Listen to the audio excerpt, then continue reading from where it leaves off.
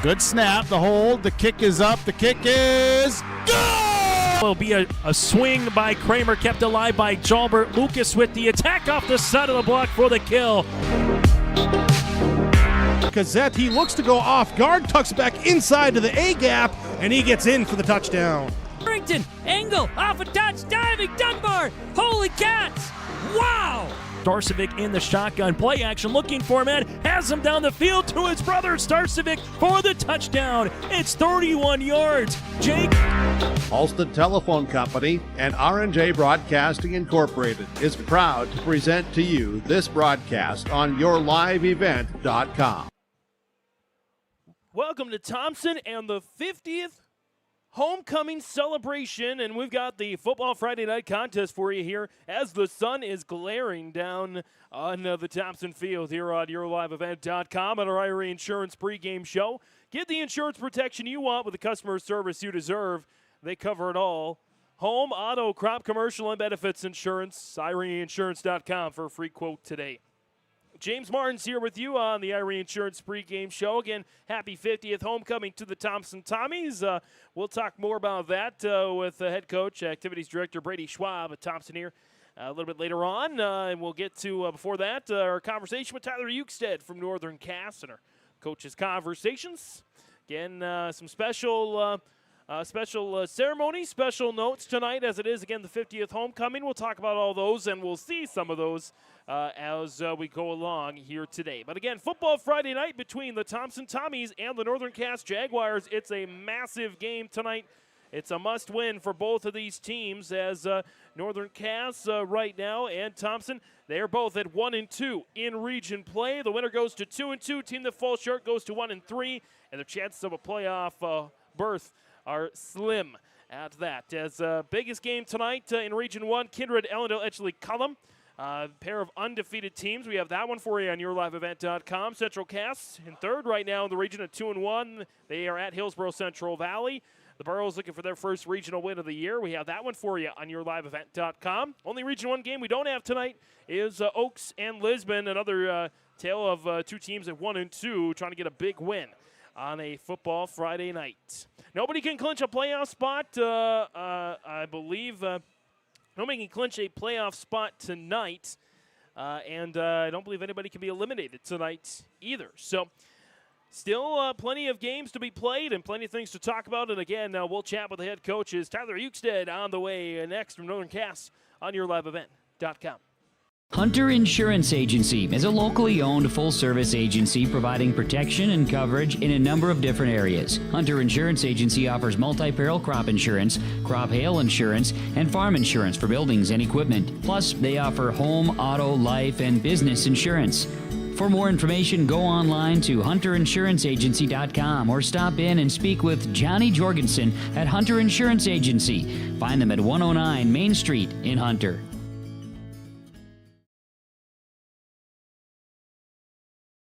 Hi, I'm Sonia at the Lighting Gallery. When you walk through our doors at the Lighting Gallery, we're so much more than lighting. We have an incredible selection of sofas, dining room table and chairs, accent chairs, area rugs, pillows, and other accessories and decor. We want your house to feel like a home. Visit us at the Lighting Gallery, located at 3622 South Washington Street in Grand Forks. See you soon.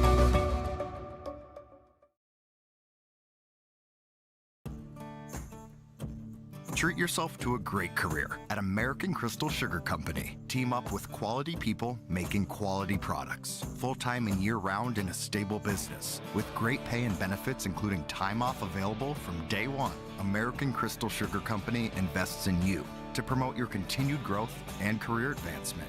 Grow your career doing your best work within the world's best beet sugar company. Apply online today at AmericanCrystalCareers.com. On the pregame, ahead of the kickoff between the Northern Cass Jaguars and the Thompson Tommies, big Region 1 football showdown here in Class A, joined by the head coach of the Jags and Tyler Ukestead. And Tyler, we were talking a little bit before the interview, compared from last season where you fell behind early and couldn't quite catch up to this season. You're very much in the mix in the heart of the region schedule. Yeah, I mean, knowing being in Region 1, that's a tough region, but this year's extra wild with just the amount of teams that are still in it. Even Oaks last week beating Thompson, like they're technically still in it. So I think honestly, almost all of the teams are still in the playoff hunt. It shows you the depth of this region and how good of football everybody's playing in this region this year. I think your signature win this year was against the Oaks Tornadoes, a power football program. I know they're having a little bit of a down year this year, but what kind of confidence boost did that give the guys knowing they could beat a team like that? I mean, anytime you can get a homecoming win on homecoming, that's number one. With the amount of people that are there coming back to see the school and stuff like that, and then with all the distractions that come with that during the week, that doesn't help the football team. But yeah, getting a win like that against a program like that, that's huge. I think that was the first time that I've beaten Oaks since I've been here at Northern Cass, and anytime you can beat a traditional football program like that, like the Oaks, like the Lisbons, like that's just huge for your program. Let's kind of talk about your team a little bit, shuffle things up here with that sophomore quarterback coming in and taking the reins. And I think he's doing a nice job. 8 touchdowns, 3 picks. Not a bad start. 65% pass completion. Not a bad start for a sophomore quarterback. Yeah, it was a little interesting this year. Julian has been our quarterback. He was at basic and had to miss the first 2 games just due to him coming back late, not having enough practices. So Hudson, he came out this year. He didn't come out his freshman year. He came out this year. Was at team camp. Did a lot of good things in the summer, and it translated into the first 2 games. And it was something that he kind of just went with, and he took it by the reins, and he's done really well with it. He's taken good control of the ball. With only having those 3 interceptions, and one of those came late against Lisbon. Just trying to get some points late in the game. But he's done a really good job of taking care of the ball, finding the open guys, taking shots when he needs to. And he's been a sponge, and he's learning. It's been really fun to work with him. Of course, the catalyst of the offense, Hoppy there, can run the ball, can catch the ball, probably could even throw the ball if you wanted him to. And just your thoughts on, now that he's a senior this year, of how far he's come and what hopefully you'll see him do before the end of the season, whenever it may end. Yeah, he's been fun to coach, and he's been fun to have, obviously, on the offensive side of the ball for us. Yeah, he played a little bit for us his 8th grade year when we only had 18, 19 freshmen through seniors my first year. We brought up a couple 8th graders. And he was one of them. And just to see him grow from his 8th grade year to senior year, like, you could always tell the talent was there. But to see it culminate into his senior year now and all the work that he's put in, it's been really fun to watch. Sometimes you can see talent in kids when they're younger, and sometimes it just kind of fizzles out because they don't put in the work. But Matthew's put in the work, and he's done really well with it. He's obviously our top guy in offense, and we just try to be creative with the different ways we can get him the ball, because good things happen when the ball's in his hands. Of course, you've had some success on the offensive side. Maybe the thing that still needs to be developed is the defensive side of the ball. Don't have any interceptions yet. I believe just the 1 fumble recovery. So I feel like takeaways is going to be a key factor in beating Thompson. Yeah, 100%. Anytime you can get the ball. Defensive stats might be a little wrong, because we had an interception against Castleton, and we had one against Lisbon, and we had another fumble against Lisbon as well. But I think we've been doing a tremendous job on that side of the ball this year. Nate Myers has done a really good job with the defense this year. We've had a shutout this year. We've had an Oaks where we gave up 6 points. So we've been doing a really good job on that side of the ball, and just keep stressing to the kids getting off on 3rd and 4th downs. That was a struggle against Lisbon. That's kind of why they took control of the game. They had a 20-play drive their first drive. They had another 15 and 12-play drive. That's really hard when your offense is off the field and your defense is on the field. So just continuing to get better and improve is kind of been our mantra all year. Of course, you got the matchup against the Thompson Tommies. What do you notice about Brady Schwab's squad this year? Yeah, we tell the kids all the time we face Thompson that they're a group of winners. They know how to win games. They have a good basketball program. Obviously, what Coach Solis has done up there, and the tradition they have with baseball. They know how to win in athletics. So if you give them an ounce of anything, they're going to roll with that, and they're going to try to find them in the game. So that's number one, is they know how to win games. Number two, they're tough kids. They're going to come out and they're going to be physical with you. Just finding a way to match their physicality, finding a way to stop their playmakers. I think it's Juvie, is his name, the running back. He's a good football player, and Carter Peterson kid, just solid football players that we just got to find a way to stop their playmakers. What do you want to be able to say at the end of the evening, regardless of the win or loss, to your guys? Definitely control the line of scrimmage. If we can do that, I think it'll be a really good night for the Northern Cass Jaguars. Tyler, anything else you want to mention here on the pregame? Nope, just appreciate you guys covering high school athletics. Tyler Ukestead, head coach of the Northern Cass Jaguar football team. Again, a big showdown. A couple of teams could really use a victory to bolster their chances at the playoffs, and should be a good one. Again, Tyler Ukestead, head coach of Northern Cass Jaguar football. Tyler, thanks for the time. Best of luck. Thanks, James. Appreciate it.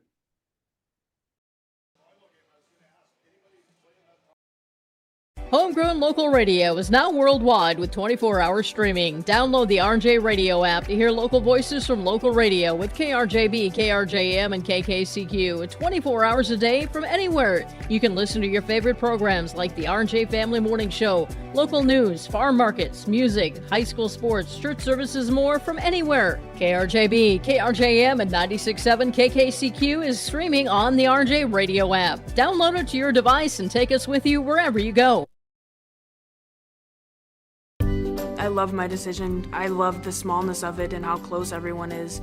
Some of my other friends went to a 4-year school, and I'm going to be done before them, even with 2 degrees and for a lot less money. My name's Casey, and I'm here for my future. First week of college, I can't tell you how many friends I've made. It's a family, you know what I mean? Like, every time I go to a meeting, like, everyone knows my name. They're always kind to me. I love it. I can't explain how much I love it here. My name is Junior, and I'm here for my future.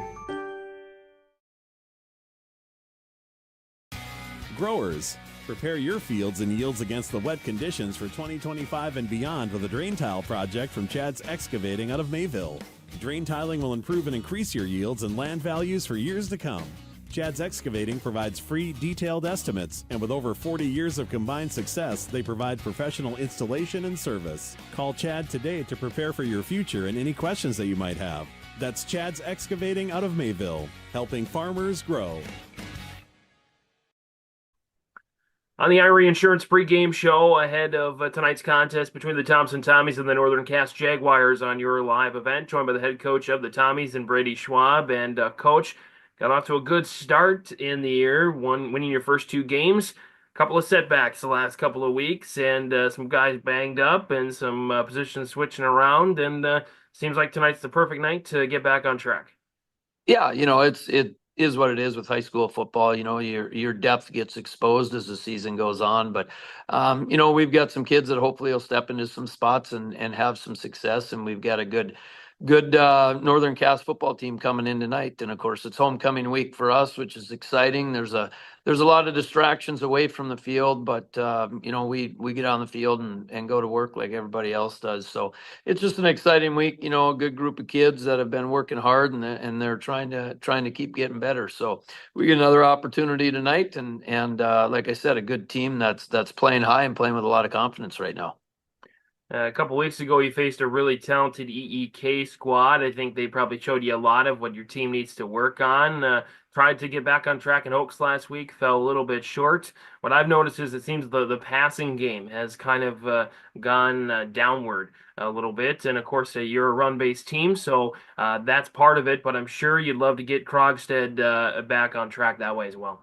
Yeah, I think so. And it's got to be a series of short timing routes and those types of things. We've got some kids that have really good hands. I don't know if we have anybody that has breakaway speed. So, your timing has to be real good when you're throwing those types of routes. So, yeah, we're going to have a mix tonight, and that's just something we knew coming in. We would love to run the ball, 95% of the time, but it's a different game. It's a different region, and everybody's putting a lot of athletes out there. So, we need to be sharp with what we're doing, and we need to be able to execute those, not just on the 3rd and longs or the 2nd and longs, but we need to be able to open drives by throwing the ball and completing them, and, continue to move the sticks forward. We've said for as long as I've been around that 4 yards is a great play, and we'll maintain that, and it doesn't necessarily have to be through the ground or on the ground. It can be through the air, and just moving some guys around and shifting some guys around and trying to confuse the defense a little bit. And Northern Cass is going to play a 3-4 that looks a lot like a 5-2 cover 2 at times, and trying to get those guys in conflict points, I guess, is what we're going to try to do. And we've got a game plan going in, and hopefully we can execute that. Of course, you mentioned to me before the interview a big loss on the line, and Jaden Brend season is done with an ACL, MCL. Your thoughts on his contributions for the year and how you're going to replace him?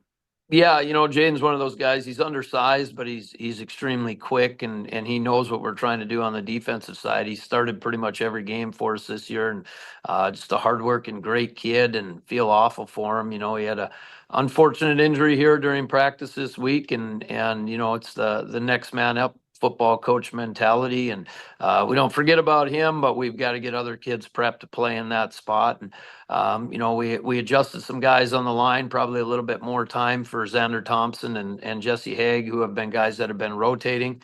Jevin Fee still in there. Landon Getz will get an opportunity to play some, and Carter Peterson being back on the defensive side, we can play him at a couple different spots and maybe get a different guy off the field. So the less two-way guys you have, the better. I think pretty much every kid that plays would love to go 2 ways, but you get to that mid-4th quarter, mid-2nd quarter, and you get diminished returns when you're out there for too many plays. So it's a matter of trying to maintain that workload for those guys, but have them in there in key spots when we need to, and then those guys that are coming in, making sure that they know what they're doing and they're able to execute what they do.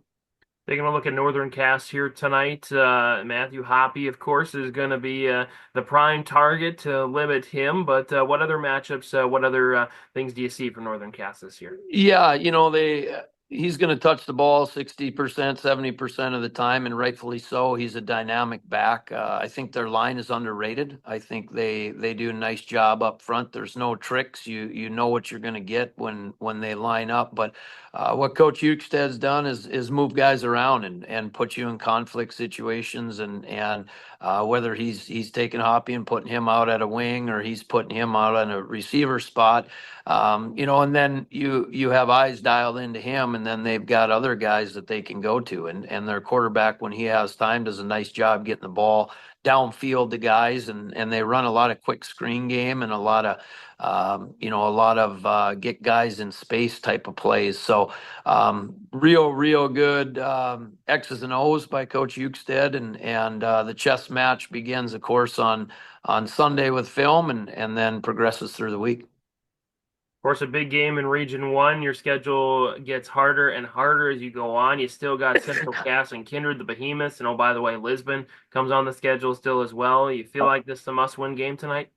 I think we're at that spot, when you start talking about playoffs, where it's one that we definitely have to get. It's a home game, it's a homecoming game, it's a Region 1 game. It's one of those that keeps you in the hunt. If you don't get this one, you're staring, like you said, into the face of 1 and 2 in the state, and really good, really well coached teams and solid teams. And like you said, you still have Lisbon, who's I'm not sure how, but flies under the radar a little bit, because we know what they're made of. But we gotta focus on tonight. We gotta focus on Northern Cass, because they are a good football team, and they're not a team that they've been the past few years. Kudos to their coaches and their kids, and we've talked about it all week. We have this week. It's chapter 5 of our season.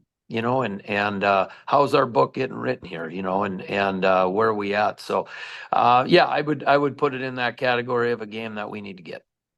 talk about chapters of a book, kind of a storybook time in every high schooler's life is homecoming week this week. And even though guys like me and other guys in the media like to talk about wins and losses and stats and all that, at the end of the day, it's all about the kids. And I'm sure it's been a great homecoming week for you guys, Brady. It has. Our kids have been, they're great. Our football kids have been helping lead. They've participated in the activities and done that. We had a great team meal last night. We had some alumni come in. It's our 50th year of having homecoming at Thompson. And we had some guys from the first football team from 1974 come in and feed our kids and give them a great message about football, a great message about community and talking about the past and talking about the future and just a great life message. And we've got a real neat halftime ceremony going on this week. We've got an induction into our Hall of Fame by a gentleman who goes by Dwayne Miller. He played baseball here back in the 70s, played for the Toronto Blue Jays.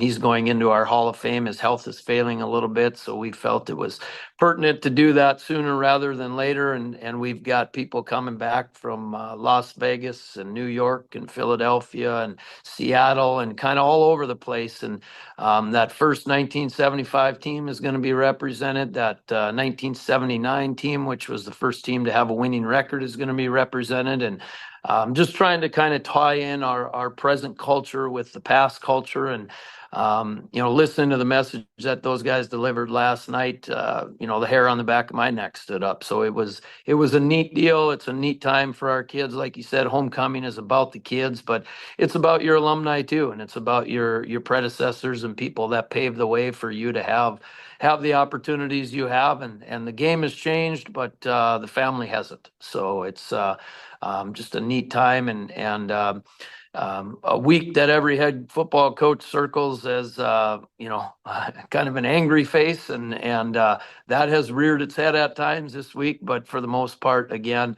we're dealing with 15 to 18-year-olds that should enjoy doing what they're doing. Well said there. That's the head coach, athletic director as well at Thompson Public Schools here in Brady Schwab. And Coach, thanks for the time. Again, it's been a great homecoming week. It should come down to a great finish tonight on the field. I appreciate it. Thanks, James. Thanks for all the coverage. Sharing our heritage, sharing our future. Choosing the right bank for your financial needs can be challenging with the many choices available. Dakota Heritage Bank is pleased you're interested in knowing more about what they can do for you. The Dakota Heritage Bank community bank setting is a strong advantage they have over larger, less personal banks.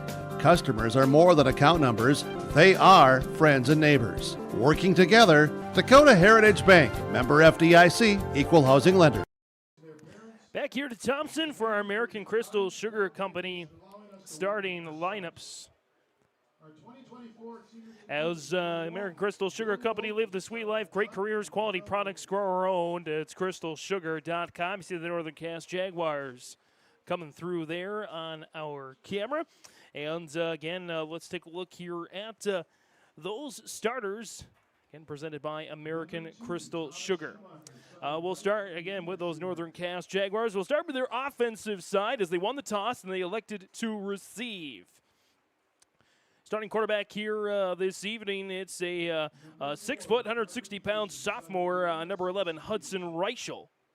At the tailback, the sensational Matthew Hoppy, number 9, a 6 foot senior. On the line here this evening at the left tackle, it is Sam Nelson. Getting the start there for the Jaguars, the 6'2", 215-pound senior. Starting at the left guard, 6'1", 245-pound sophomore Brody Vanderwall. The center is Brody Jestin, the 6', 215-pound senior. At the right guard spot, it is Caden Williams, the 6'2", 295-pound junior. And at the right tackle, it is Anders Hovdenes, the 5'11", 195-pound junior. The receivers this evening, we have Julian Lichtenberg, the 6'2", senior, 6'2", 190-pound senior. Also catching this evening is Keelan Munson, Keelan Munson, senior, 6'4", 190-pound, number 10.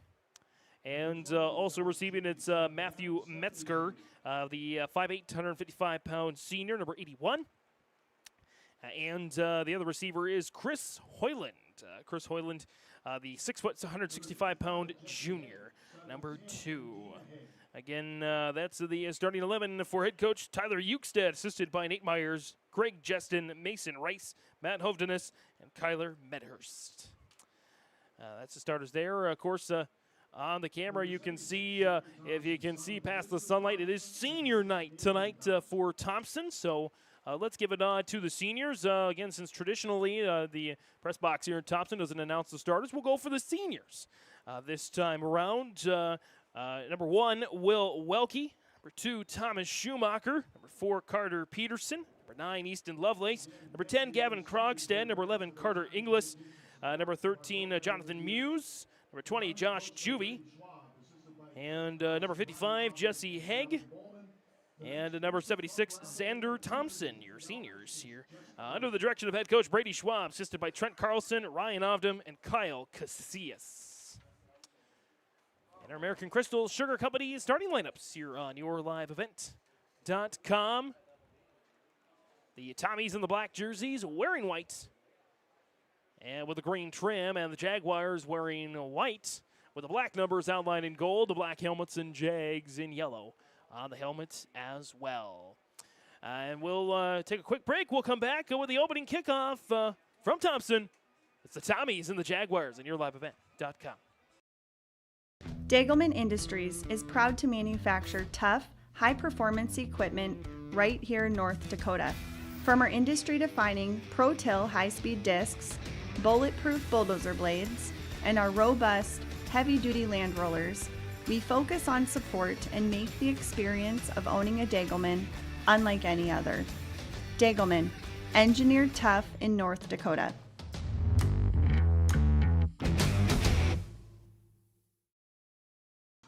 Northern Cass is out there. They're ready to go here on YourLiveEvent.com. James Martins, Bailey Bryant on the camera here this evening as we get set for football action. With the sun setting, the last football Friday night of the month of September, which means October, playoff football time. Follow along with our scoreboard presented by Nodak Insurance Company, Agent Chris Moen, Grand Forks and Lakota. For all your insurance questions in Grand Forks and Lakota, see Chris Moen, the Nodak Insurance Company, agent with answers in Grand Forks and Lakota. Big game tonight. Again, both teams 1 and 2 in region play. Really need a win to keep their playoff hopes alive. The team that falls short, they're not out of playoff contention, but especially for Thompson, since they have the 3 of the top 4 teams on their schedule remaining, including the top 2 in Kindred. And after tonight, assuming Kindred wins, Kindred and Central Cass, they've got Lisbon as well. Thompson really needs this home win. They've lost back-to-back. Northern Cass trying to spoil the party, the 50th homecoming. There's the kickoff. It goes through the receiver, Matthew Metzger, and Metzger says, forget about it. I'm going to cut at the field. 40, 45, 50, 45, 40, and he is gone. Touchdown, Matthew Metzger. 95-yard kickoff return. How about that? Northern Cass Jaguars, 16 seconds in, a kickoff return touchdown for Metzger.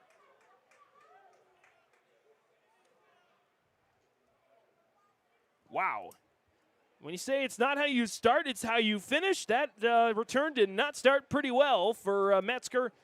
He got some good blocks and turned it into some success there, and it's 6-0 on the Nodak Insurance Company. Chris Moen, Grand Forks Lakota scoreboard. As, now what the holdup here is, looks like they're going for 2, and they will go for 2 here. Metzger's the man in motion, trying to get the first 8 points of the game. Right shoulder with the pass, and the scoop to the big man! And the 2-point conversion is no good, despite the best effort of Sam Nelson to get some points on the board.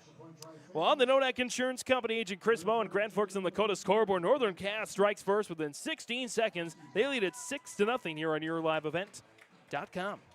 At Thompson Public Schools, their mission is to develop lifelong learners and responsible citizens. You can visit their website, tps-k12.org, for school announcements and calendars, lunch menus, weather announcements, athletic schedules, and more. Follow them on social media and share in Tommy Pride with student updates and events with Thompson Public Schools. Thompson Public Schools thanks all students, staff, parents, alumni, and community members for their continued support. Good luck to the Tommies. Learn more at tps-k12.org. On the Nodak Insurance Company, Agent Chris Moe and Grand Forks and Dakota scoreboard, the sun is setting rapidly, and it is 6-0 Northern Cass with the lead after that 95-yard kickoff return touchdown. So Thompson will get the ball on a squib kick that rolls to about the 32, and burying the ball, there's Cody Samuelson. So Thompson will take over there on their own 32-yard line. Tommies, Gavin Krogstad, again, the passing attack was going downward for Brady Schwab's squad, so they're going to try to resurrect that here with some short passes. Look for both teams to execute some short passes tonight. Krogstad give you his numbers here in just a second here, as Thompson would still like to run the ball. That's their main offensive threat here with Josh Juvie in the backfield. He gets the call there, up the gut to the 35, and stumbles his way over to about the 37. Nice gain there on first down. Tommies pick up 5, and it'll be a 2nd and 5. Gavin Krogstad on the season, throwing 63% completion rate, with get you his yards and touchdowns and all that here. 376 yards, just a couple of touchdowns, 3 picks. Split formation here on a 2nd and 5. It's a handoff to Juvie. He goes up the middle, gets to the second level, stiff arms the man to the 40, 45. He's out of bounds for the first down of the game for the Tommies. As again, they're down 6-0 after a 95-yard kickoff return touchdown from Matthew Metzger. 2-point conversion, no good on a hook and ladder to the big man, Sam Nelson. From the 37 to the 45, a pickup of 8 for Juvie. 2 carries, 13 yards right out of the gate. And on the right hash, the Tommies will roll here on a 1st and 10. Krogstad, one of the seniors honored tonight. Senior night homecoming. The handoff goes to Welke, and he is taken down. No gain on the play, maybe even a loss of a yard. It will be 2nd and 11. Ball spotted at the 44 as Welke goes backwards. It's exactly what Thompson does not want to do here to start out on an improved Northern Cass defense. Last year their offense was really good, but the defense, so they gave up some big plays, had some setbacks. This year, much improved, in part helping Northern Cass get their first win over Oaks and Tyler Euksted's era. Handoff, Juvie on the left-hand side to the 50, 45, breaks forward. Tackled down by a couple of Jags at the 40-yard line. Into the stop for Northern Cass, Matthew Hoppy and Hunter Kemet. And it's across the 40 to the 39 of Northern Cass, and a pickup here of 17 for Josh Juvie. 3 carries, 30 yards, averaging 10 yards a pop here. And speaking of pop, we haven't even seen Hop E out there yet for Northern Cass, again with the kick return touchdown. Thompson offense rolling there on their 50th homecoming. It's Krogstad in the gun. Takes the snap, a handoff to Juvie. He'll run to the right. 40 and upended there after a gain of a couple. About the 37. It'll be a 2nd and about 8. It's been a healthy dose of Josh Juvie. All run plays through the first 5. 6th play of the drive coming up here again. Juvie with 4 carries. Welke with 1. No design run yet for Krogstad, as again Josh Juvie's been the bell cow this season.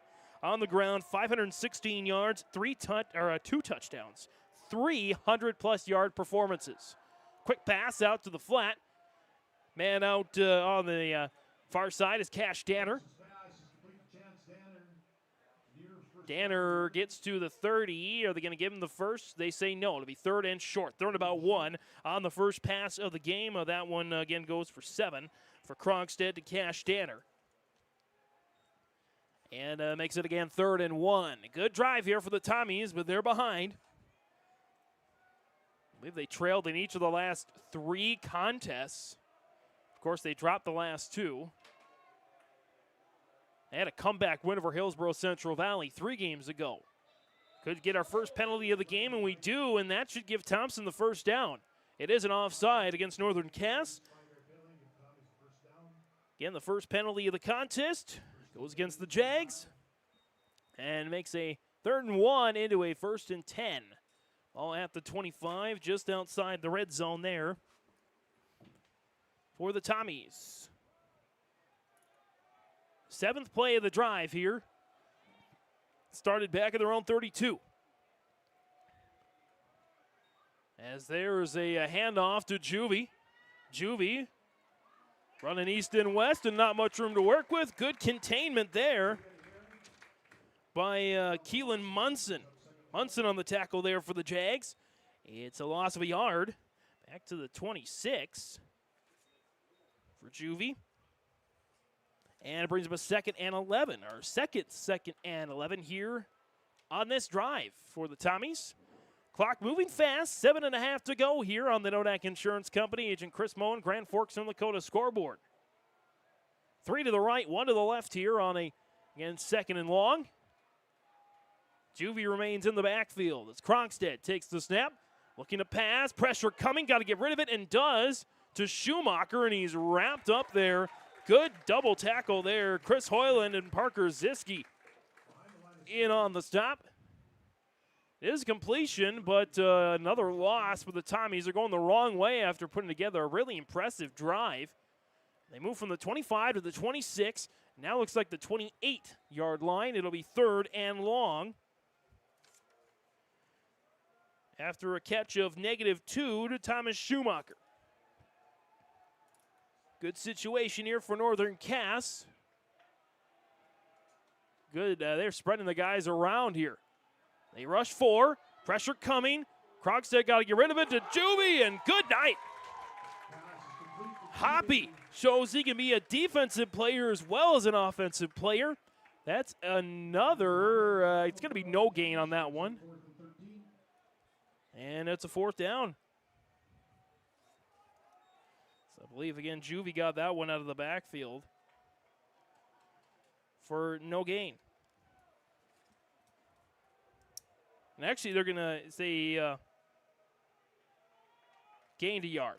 So gained 1. 4th and long here. Tommy's going for it, of course. Krogstad chucking it to Danner just through his hands. Incomplete on a 4th and long. Danner had a catch earlier. Can't get it that time, and so on the TOD, Northern Cass will take over. 5:51 remaining here in the opening quarter. And we'll see Reichel for the first time. Hudson Reichel, the 6-foot sophomore. You could say his motto is Carpe Diem. Of course, Lichtenberg, the starting quarterback last year, was set to start this year. Could not... from what I understand, very good reasons, make the first set of practices. So Reichel steps in, and wouldn't you know, he impressed enough in camp to win the starting job. As motion coming, Reichel high snap, and we're going to get a penalty in the backfield. Carry is by Hoppy, of course. And it could be the second penalty of the game against Northern Cass. Going to get an illegal shift against the Jags. That'll send him back from the 27 to the 22. 2 penalties, 10 yards for Northern Cass. No infractions yet for the home squad. And the Tommy defense can put up the pressure here a little bit on a 1st and 15. Take a look at Hudson Reichel's numbers here in a second. As the Northern Cass definitely taking their time here. sure they get everything set up. Reichel on the season, 764 yards passing, completing 65% of his passes for the sophomore. 8 touchdowns, 3 picks. So he's certainly done some good work this season. Play action, had to get rid of it, and found his man, Metzger. Matthew Metzger. Across the 50 to the 49, a big bomb. And they'll spot it on the Jaguars side of the 49. A pickup there of 27 for Metzger. On the first pass of the game for Reichel. So if you had Metzger on your high school football fantasy lineup this week, you're doing pretty well. Reichel in the gun here, 3 to the right, 1 to the left on a 1st and 10. Reichel, it's going to be a handoff to Hoppy, and Hoppy won't be hopping very far on that one as he's tackled there. In on the stop there, Will Welke. Josh Juvie back there as well for the Tommies. Brought back down at the 46. Loss of 3 for Hoppy. And it's going to be a 2nd and 13. 4:47 and counting here in the opening quarter. 6-0 Northern Cass on that Nodak Insurance Company. Agent Chris Moen, Grand Forks, Dakota scoreboard. Man in motion. Going to the right there is Osi. And back to pass, and it could have been a rush. I think Landon Getz had a chance to rush the quarterback. He held him there, didn't want to risk him getting out of the pocket and doing damage with his legs. Just throws it into the ground. It's a 3rd and 13. Already completed a long pass to Metzger. We'll see what the Jaguars have this time around. First incompletion, by the way, both quarterbacks combined. Started out 4 for 4 as we get a whistle and a timeout. Tyler Euxted. And the Jaguars will call timeout. On the Nodak Insurance Company, Agent Chris Moen, Grand Forks, Dakota scoreboard. Jags have the early lead, 6-0. An idea to bring together a group of remarkable people. So when they needed us, the call is answered. We need to get the right protection to as many people as we can. We need to protect as many as we can. We will. We don't give up. Get the right protection for your lifestyle. Go to IRIinsurance.com to get a free quote and consultation. And we're coming out of this Bank North timeouts. Here on YourLiveEvent.com. At Bank North, good sportsmanship is a valuable trade that goes far beyond the game. To learn more, visit ibanknorth.com. Member FDIC, equal housing lender. It is values-based banking at Bank North. So timeout here for the Jags. 4:29 to go in the opening quarter. James Martins, Bailey Bryant on the camera here this evening. 2 right, 2 left. Empty backfield for Reichel. Reichel takes the snap. Tommy's rush 4. And here comes a Tommy and a sack. We get a flag on the play as well as Gavin Krogstad hunted down Reichel. But we'll see what the infraction is going to be. And it's going to be holding on Northern Cass. Penalty will be declined. Result of the play is 4th down. Gavin Krogstad with a big sack there for the Tommies. Our first sack of the day. And looks like we're going to get our first punt of the game as well, as that's it all the way back to the 39. Thomas Schumacher to receive the punt from Hoppy. Snap, and the punt is up, and nice one. It takes a Northern Cass bounce inside the 20 and near about the 16-yard line. We'll give it to the 17 there for the Tommies with the 4:01 remaining here in this opening quarter. And lots of good contests here on YourLiveEvent.com. Here's a quick rundown of what we have. Right now, of course, lots of Region 1 contests. Hillsborough Central Valley hosting Central Cass. And Kindred hosting Ellendale Edgeley Column, a couple of 5-0 teams. Red Lakes at Polk County West. Crosby Ironton hosting International Falls. South hosts Red River. And Mayport CG and Maple River for Maple River's homecoming. Sargent County hosting Richland as well. 1st and 10. They'll spot the ball again at the 17 for Gavin Krogstad and the Tommies. Krogstad takes the snap. It's going to be a handoff to Juvie up the middle. And he gets across the 20 to the 24. Gain of 7. And Josh Juvie well on his way towards his 4th 100-yard performance of the season in 5 tries. Right now, got him down for 6 carries for 38 yards. No score yet for the Tommies after they gave up a kick return touchdown from Matthew Metzger for the Jags. Krogstad, handoff to Juvie again. Goes to the right side this time. Goes through a couple of would-be tacklers, and he's got the first down out across the, or near the 30, out to the 29. And that'll be a 1st and 10 at the 29 there. 2 carries, 12 yards on the drive so far for Josh Juvie. Averaging over 5 yards a carry here at the start.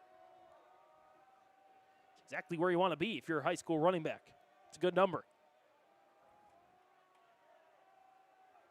As Krogstad under center, split back formation behind him, takes the snap. It's going to be a handoff this time to, I believe, Charlie Yon.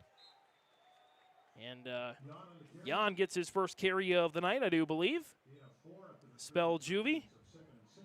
Moves the ball up to the 33. Gain of 4 here. For the Tommies, makes it a 2nd and 6. 3 passes, 9 runs so far for the Tommies. So 75% run, 25% pass. Imagine that may get a little bit higher as the game goes along, as Schwab wants a good balance. As the handoff is to Juvie. But if the running game's working enough where you get 3-4 yards in that cloud of dust, might as well keep going with it. Across the 35 to the 36, I believe. They're going to send him back to the 35. Pickup of 2 for Juvie. Bring a 3rd and short. Need the 39 for a 1st down. 2 to the left here, none to the right for Krogstad and company. It's going to be another handoff, and Wilkie gets some space. He's across midfield to the 49, and he points the way to the 1st down.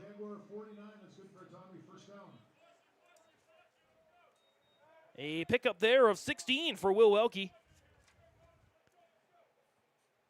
And the Tommies once again getting into the Northern Cass side.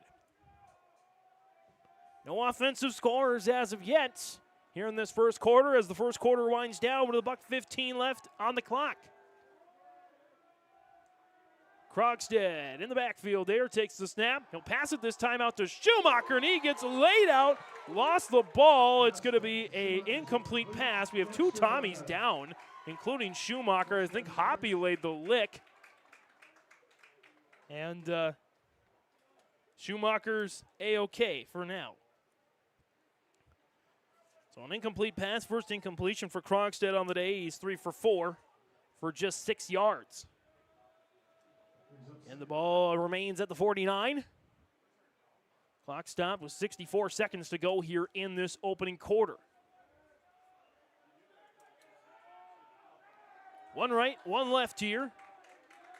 3 guys in the backfield, including Juvie with Krogstad. Doesn't get the call there, goes to Jan. Jan trying to get something to work with, ran into his own guy and salvaged some yards out of that. Ran into Welke. Jan is able to get back to the line of scrimmage, maybe pick up a yard, and actually give him 2. Out to the 47. It's a gain of 2 for Charlie Jan. And it'll bring up a 3rd and long. 3rd and 8 here for the Tommies. They do have to run 1 more play before the end of the 1st quarter. Yeah, both these teams, 1 and 2 in the region, really need this victory for their playoff hopes. Right now, Kindred, EKM, Central Cass, and Lisbon would have the top 4 spots. Back to pass, Krogstad out of the backfield, and boy, that was sniffed out right away. The intended pass to Juvie. No chance after Chris Hoyland knocked him down. And that drive is going to stall again. Brings up again the 4th and 8. As Metzger goes back to receive. Standing at around his 25. He'll go back a little bit further. He'll trot back to his 10.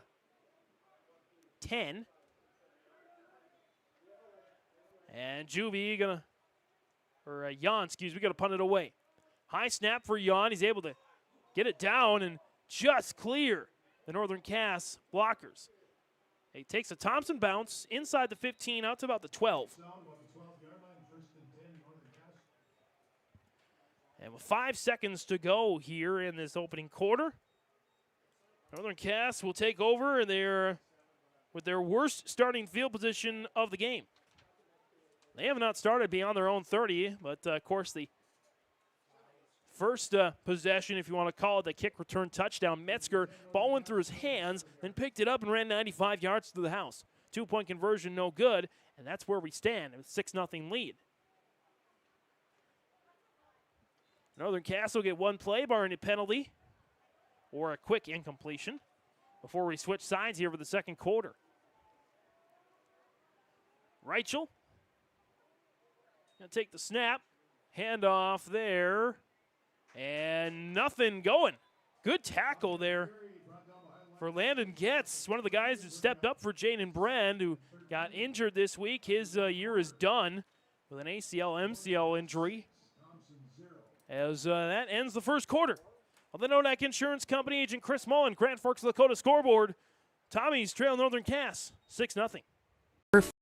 Focused on relationships. 23 Canadian First Nation and Métis communities now own an equity stake in Enbridge Athabasca Pipelines. In Minnesota, Enbridge has spent $450 million and counting with Native-owned companies and in wages to tribal members working on Line 3. Every day brings new collaborations, partnerships, and possibilities. Learn more at Enbridge.com.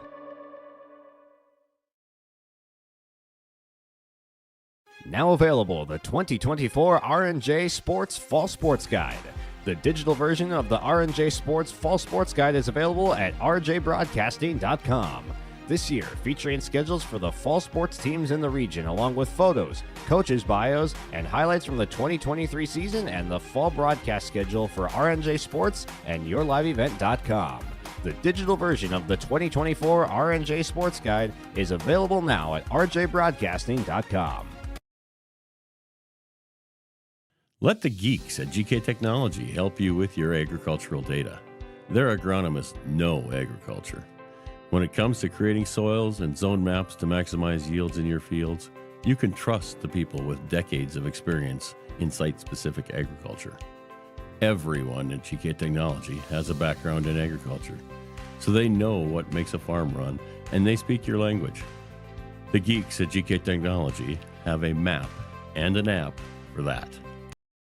Back here for the start of the second quarter on YourLiveEvent.com.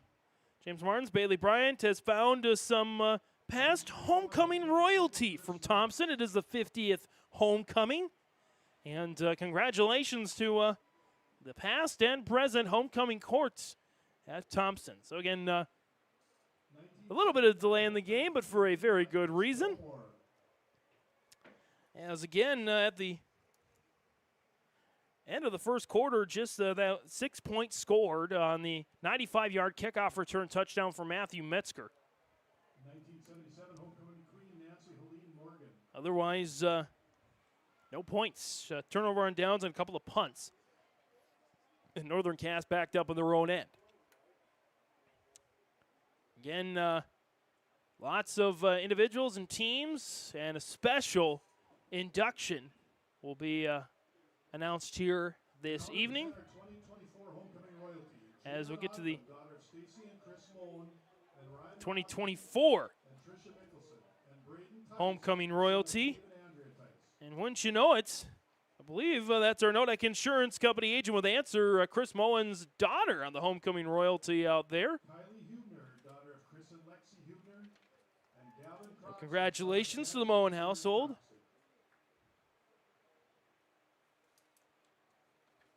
Miss Huebner, escorted by the quarterback, Gavin Krogstad. Grace McHugel and Tommy Schumacher there being introduced. And it looks like the homecoming queen and king are next. Jordan Tozer and Carter Peterson. Congratulations, Jordan Tozer and Carter Peterson, this year's homecoming queen and king at Thompson. All kinds of good festivities here on YourLiveEvent.com. Past and present homecoming royalty announced on this 50th anniversary. Thanks to Bailey Bryant of the camera for capturing this excellent moment. Take another quick break. Back for the second quarter next.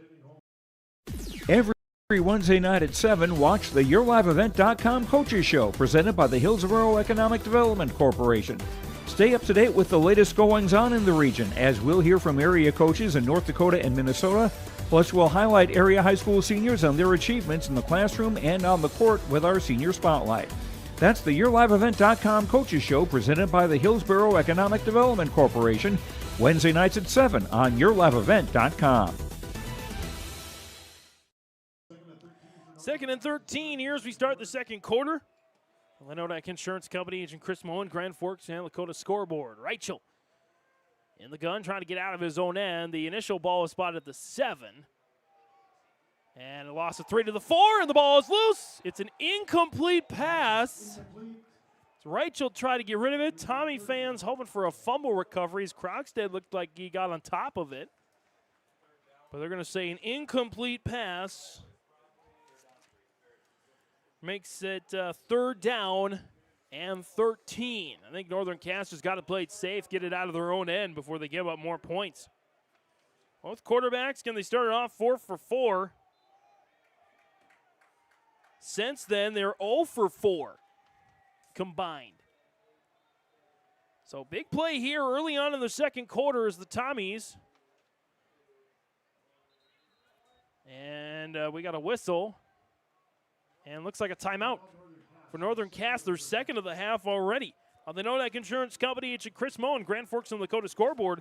Northern Cass continues to lead Thompson 6-0.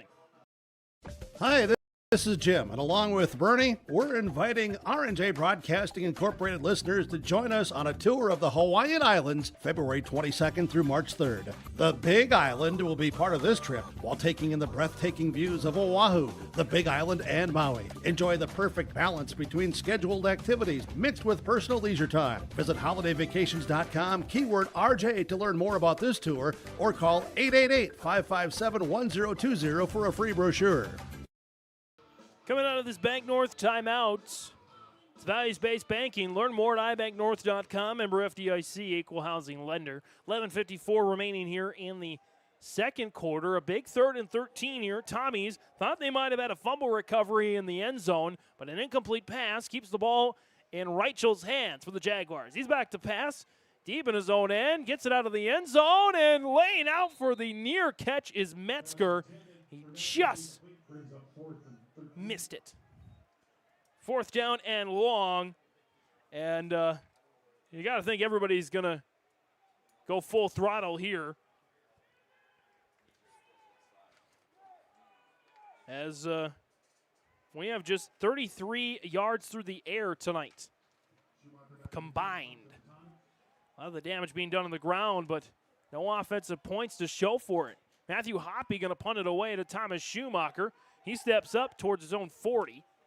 He'll park it at his, at Northern Cass's 40. He'll park it at Northern Cass 41. Hoppy, and a surprising amount of good coverage. No threats. Schumacher dropped it, and the Jags have it.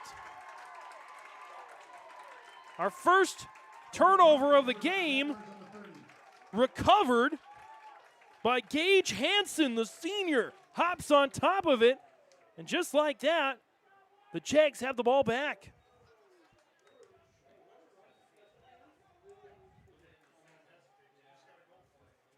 So Thompson there, a punt, turns into a fumble from Schumacher.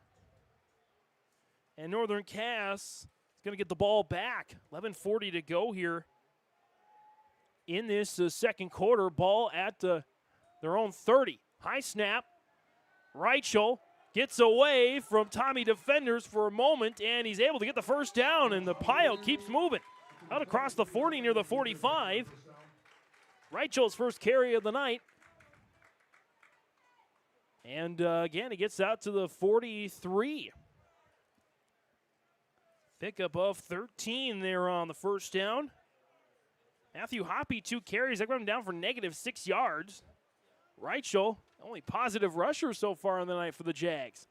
Fresh set of downs for Northern Cass. Again, first win over Oaks in the Tyler Eucstead era. Trying to maybe go maybe for his first Thompson win over Thompson in the Eucstead era. Can't get too far ahead, though, as there's a false start. Looked like on that left side, Sam Nelson moved a little early. Might have been joined by a few others. All 3 penalties tonight procedural against Northern Cass. So 15-yard total. All 3 accepted anyway. In fact, the only one that wasn't accepted was also against Northern Cass. It was a holding penalty back in the first quarter. Northern Cass definitely winning the battle of the special teams. That's been the key tonight. 3 left, 1 right. Hoppy stays in the backfield with Reichel. Reichel takes the snap, a handoff to Hoppy. He's going to get his first positive yardage of the night as he gets past the original line of scrimmage out near the 44. Pickup of about 6, and it'll be a 2nd and 9. Maybe make it 5 to the 43. So they make up the penalty. 2nd and 10 here for the Jags.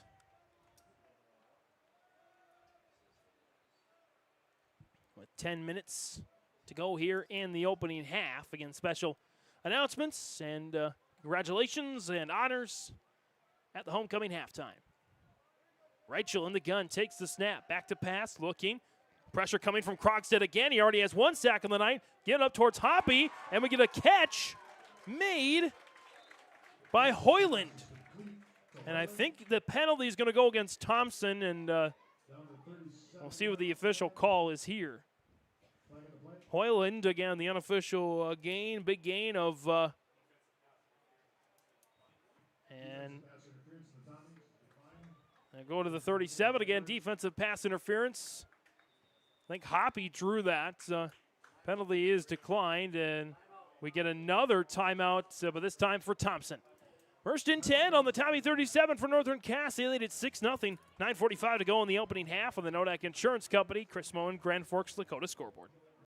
Halstead Telephone Company is now accepting applications for a full-time customer service representative. Primary duties is to provide customer care on inbound calls and for walk-in traffic, provide proactive sales to customers and administrative duties following the sale of products and services, complete general bookkeeping and other office duties as assigned. Halstead Telephone Company provides a competitive wage and generous benefits package including health, dental, vision, paid vacation, sick time, and retirement. Go to the website for more information, halsteadtel.com/careers. Position will remain open until filled. As we come out of this Bank North timeout, at Bank North, it's values-based banking. Learn more at ibanknorth.com. Member FDIC, equal housing lender. James Martins, Bailey Bryant here on the camera this evening. Welcoming you back to Thompson for, I believe, our 3rd Thompson game of the year. At least in Thompson. That's again some big games going on tonight. We'll check in with the scoreboard here, of course, periodically throughout the game. Big Region 1 game as well, Lisbon and Oaks. It's another big one to watch. Central Cass, Hillsborough Central Valley, Kindred, EEK. Biggest game of the night in Region 1, 2 undefeated teams. As a 1st and 10 of the 37, Reichel, the handoff to Hoppy. Tries to hop, skip, and a jump his way through the middle, and Gavin Croxton and the Tommies say, no way, Matt. Loss of 1 to the 38-yard line. And Hoppy still 4 carries for -2 yards. So the Tommy defense has done a heck of a job of not allowing Hoppy to have his way. Reichel takes the snap. It's a fake handoff there to Hoppy, and the play's blown dead. Another false start against Northern Cass. So again, they have all the accepted penalties, and they're all procedural. So that one goes back to the 43, and again, promising drive, and it stalls.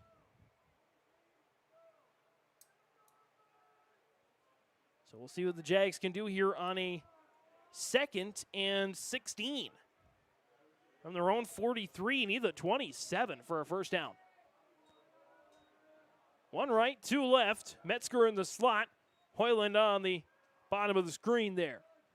Reichel takes the snap, rolls back, trying to find Hoppy, and Hoppy miscommunication there. And that brings up there a 3rd and long. Reichel on the night, 2 of 6 for 47 yards. And just the 1 turnover, other than the turnover on downs, just the fumble tonight. So the give-take going in favor of Northern Cass right now. Again, they're winning the special teams. Offense and defense about even. 6-0 lead as a result for the Jags. 3rd and long. Reichel takes the snap. Krogstad peels off the pressure over the middle. It is picked off. Thompson with the interception. Jonathan Muse will give the ball back to the Tommies on the INT. And the ball goes spotted there. Oh, not sure where it's going to go yet. Around that, around the 15. Or no, excuse me, to pass the 20 to the 22. So give-take is even now. 8:45 to go here in the opening half. We'll see if the Tommies can turn this into something. They have had rough field position. This is their 3rd drive of the night. And their average starting field position is not even the 30-yard line. Not even the 25, about the 23, 24. Juvie on the carry to the 25. He's well on his way towards 100 yards rushing, especially with this score line, as Juvie will be able to stick around the classic run game. The longer it goes with a 1-score game. 2nd and 7 there. Where the Tommies, they're rolling left to right on the screen, or I guess coming at us top to bottom. 2 left, 2 right. Krogstad backpedals, or looking, he's escaping, and a lot of running, and he does pick up a chunk of yards. And across the 30 to the 31. A lot of scrambling for a gain of 6. Krogstad, his first run of the night. It'll bring up a 3rd and 2. 3rd and a short 2. Also to a 3rd and 1. Tommy's looking to convert here. They've had drive, stall. After starting inside their own 35, they've had drives, stall at the Northern Cass 27 and their own 47. Pass to the flat, and that's incomplete. So 4th down there for the Tommies, and looks like they're going to punt it away here. Krogstad 3 straight incompletions after opening up the night 3 for 3. He's got just 6 yards through the air. And so we'll get another punt here. Jan is on to punt. Metzger stands back at his own 34. As the Gunners come in. Jan takes the snap. He bobbles it and recovered by the Jags. Brody Jestin, the senior, ingests that ball into his abdomen and thus giving Northern Cass the ball back. Ball will be spotted there inside the Thompson 25. at the 24.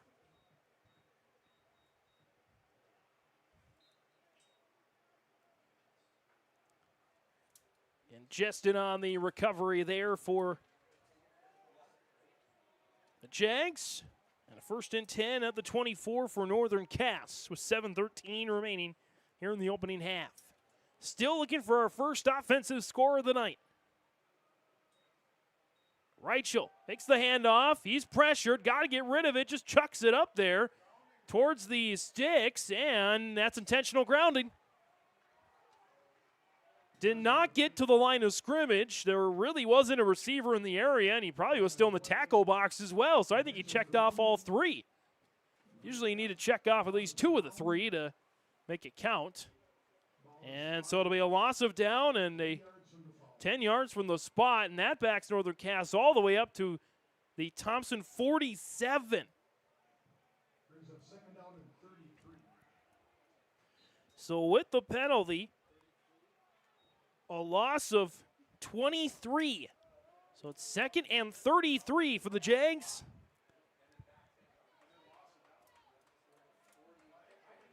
That was, again, the theme of the night. Both teams promising drives, good things happening, and then stalls, and they go backwards. Reichel on the pass. It is nearly picked off by Schumacher. Bounces into the ground, incomplete, and a 3rd and forever. As again, neither quarterback has had much luck tonight. I don't know if it's more the defense is showing out and showing up, or the offense is just inability to convert.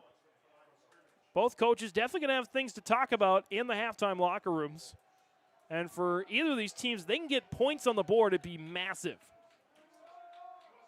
3rd and forever for Reichel, the young gun sophomore quarterback for Northern Cass. 2 right, 1 left. Reichel takes the snap, hand off to Hoppy. He's got some room to run. 35, 30, 25, 20, and he's ushered out of bounds, but he's got the first down. That's what you didn't want to have happen.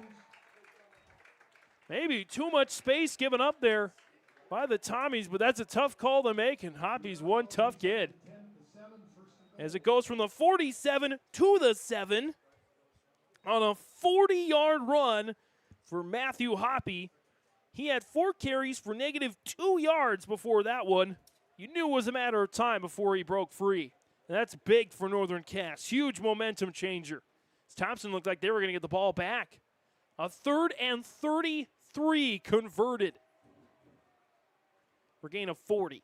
Reichel takes the snap, handoff, Hoppy hustling towards the end zone, and he's getting tackled there by a selection of Tommies. Looks like inside the 5 to the 4, pickup of 3.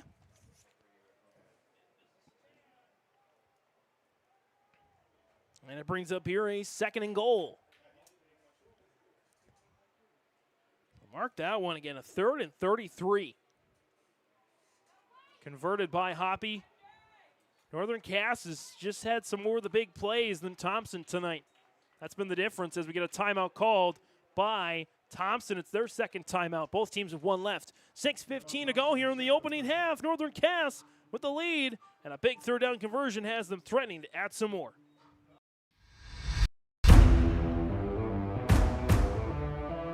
At Ironhide, we like to have our sales guys cater to the owners of the businesses or the customers that they're trying to help out to actually find a solution to their problem. We understand that customers have a job to do, and we strive to keep that job going without interruption. We've invested so heavily in this facility, but bigger than that, in the people.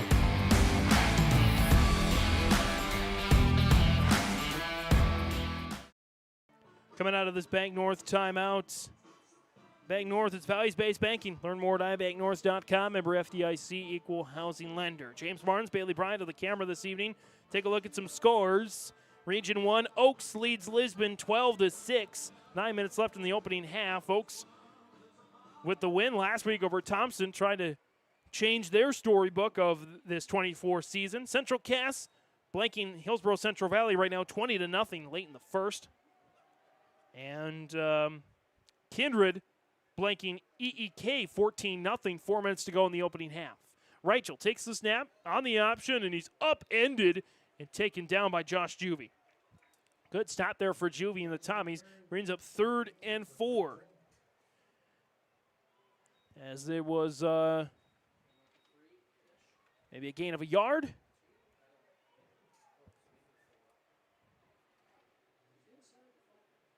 I'm going to say no gain on that one. We'll call it the 4. It's somewhere around there. On the carry by Reichel. 3rd and goal here. Reichel in the gun, takes the snap. Handoff Hoppy, and he goes nowhere. Juvie again.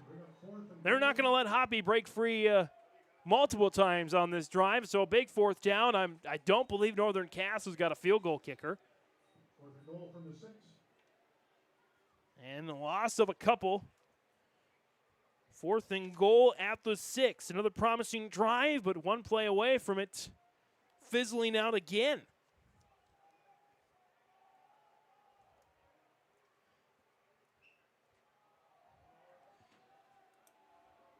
And so a 4th and goal here for Reichel and company. Takes the snap, keeps it, throw to the end zone, incomplete, and another promising drive fizzles out as the pass intended for Metzger doesn't get there.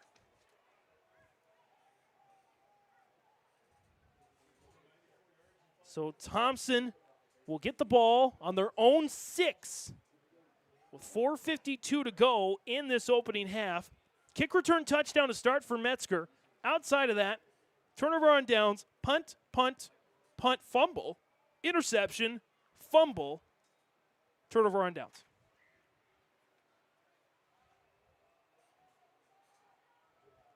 Of course, both fumbles came on either punts, returnable by the Tommies, or them trying to get a punt out. As the handoff to Josh Juvie goes up to the 9. Picks up 3 there for Juvie. And he's got 56 yards on the ground in this opening half, but again, for the Tommies, no points to show for it. Couple of fumbles. Again, special teams been the name of the game. When offense and defense have been equally impressive or not as impressive, the special teams has definitely been won by the Jaguars. Krogstad hands off to Juvie. He moves the pile a little bit. He's pushed back. Across the 10. Gains a couple. 3rd and mid-range now. 3rd and 5.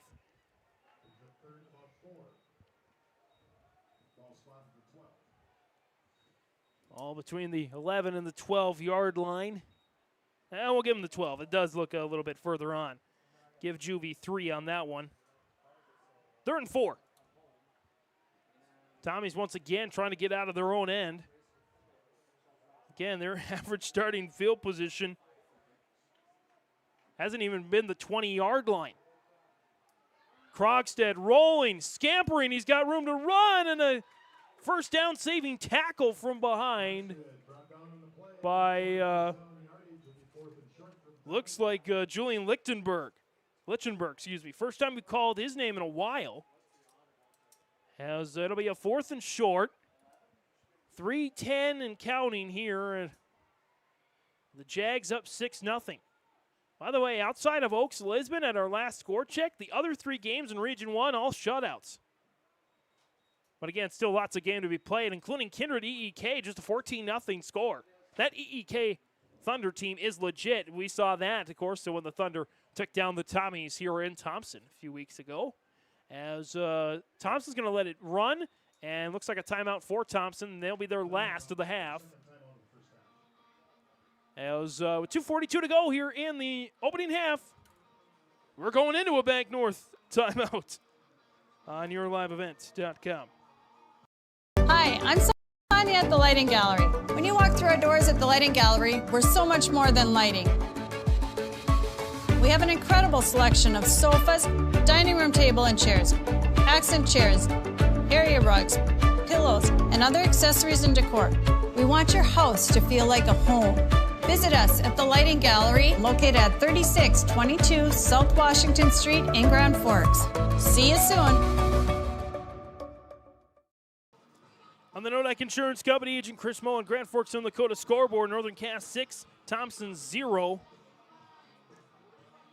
And Chris is an agent with answers with Nodak Insurance Company, Grand Forks, and Dakota. 4th and 1 on the 14 after a gain of 2 on the ground by Krogstad. He's got more yards on the ground than he does through the air as Thompson's able to get that punt off cleanly. And it rolls to Metzger at the 42, shakes and bakes. Midfield, trying to get a second touchdown of the night on special teams. He's taken down from behind. Inside the 40. As chasing him down was Muse. Muse with the interception. The night tonight. It's Metzger right now, the runaway player of the game, but still plenty of game left to be played. As the ball will be spotted down at the 38. So Northern Cass takes over. 2:27 remaining here in the opening half at the Tommy 38-yard line. Boy, in terms of starting field position, average starting field position, Northern Cass has had a way better starting field position than Thompson. But they haven't really done anything with it. As Rachel takes the snap, back to pass, time to throw, chucks it towards the sideline, and he's got his man. First catch of the night for Keelan Munson. Munson, a catch of 10+. As that gets to the 26. Gain of 12. And that's the first completion in the last 4 passes as well for Rachel. He's had a completion, 3 incompletions. A completion, 3 incompletions, and a completion. As he throws over the middle, and that is caught by Munson again, and he dives for the end zone. Touchdown, Northern Cass. Rachel is able to break that passing skid and get a touchdown pass. His 9th of the year. 26-yard for Munson, who had back-to-back catches, first for 12 and then for 26 yards for the touchdown.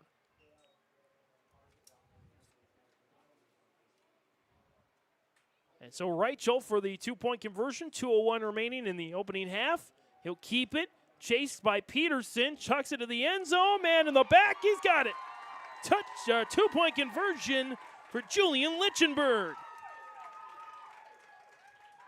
So Northern Cass takes the 14-0 lead. 2:01 to go here in this opening half. Thompson needs an answer. They'll get the ball back.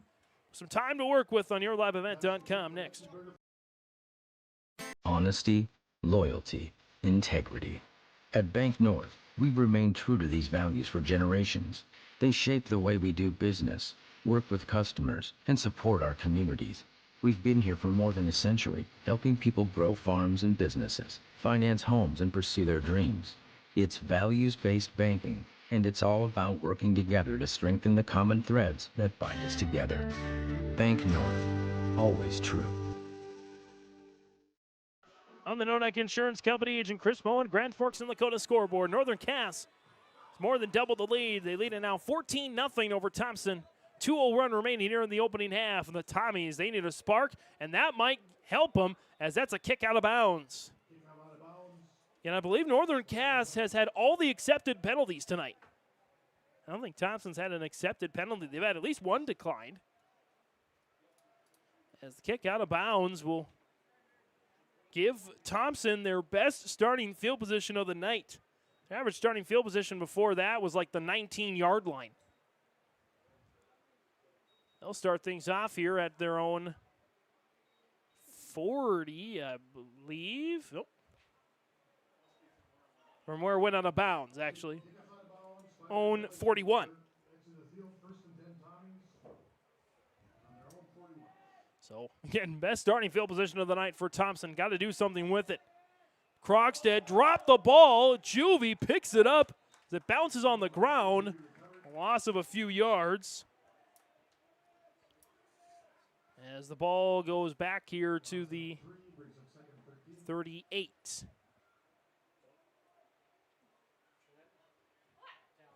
So 2nd and 13 here 99 seconds remaining here. One timeout left for Northern Cass as well, and they'll actually spot at the 39. So loss of 2. As the clock winds down to 10 on the play clock here. Northern Cass gets a stop here. Maybe able to call a timeout, get this ball back. Krogstad inside handoff to Jan. Almost like a pass because it was, I think it was forward. As they go across the 40 to the 43. Pickup of 4 for Jan. 3 carries, 10 yards on the day for Charlie Jan. 3rd down and 8. 3rd and a long 8. Need the other side of the 50 for a first down. Northern Cass getting with a 1 timeout left. Thompson making sure they burn as much as possible before they allow Northern Cass the opportunity to take that timeout. 10 on the play clock here. We'll see what happens on this 3rd down. 5-4, snap to Krogstad, handoff to Juvie. Jukes back up the field, and he should have enough for the first down, just barely. Looks like he got to the 49, which is what he needed. And no, they're going to say he's short by a yard, got to midfield. Gain of 7 for Josh Juvie. And Thompson looks like they're content. I don't know if content's the right word, but they accept the end of the first half, down 14 on the Nodak Insurance Company agent Chris Mullen. Grand Forks and Lakota scoreboard. Northern Cass 14, Thompson 0. Back for the Hunter Insurance halftime show next. In agriculture, the one thing you can count on is uncertainty. What if the GPS short circuits in your tractor? Do you have equipment breakdown coverage? Nodak Insurance has been insuring farmers and ranchers for over 70 years, and we've come across about every scenario you can imagine. Hi, I'm Chris Mullen, your agent with answers at Nodak Insurance Company. I know insurance, I know North Dakota, and I might even know you. Call me today for details on how we can protect your farming operation at 757-1613.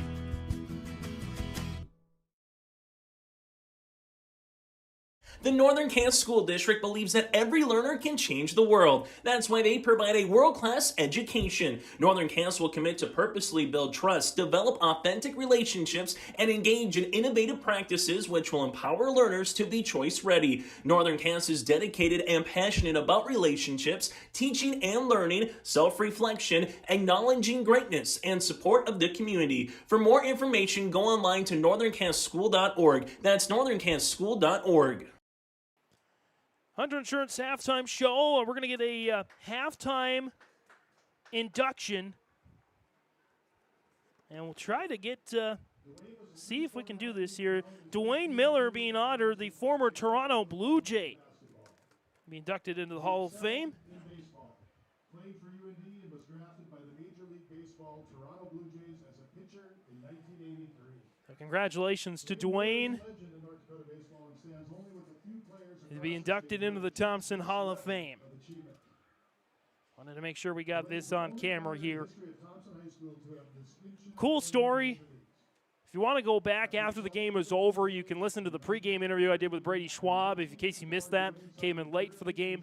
It's a great tribute, great conversation from Brady talking about, again, Dwayne Miller, former Toronto Blue Jay, inducted into the Thompson Athletic Hall of Fame. So congratulations to him and his family.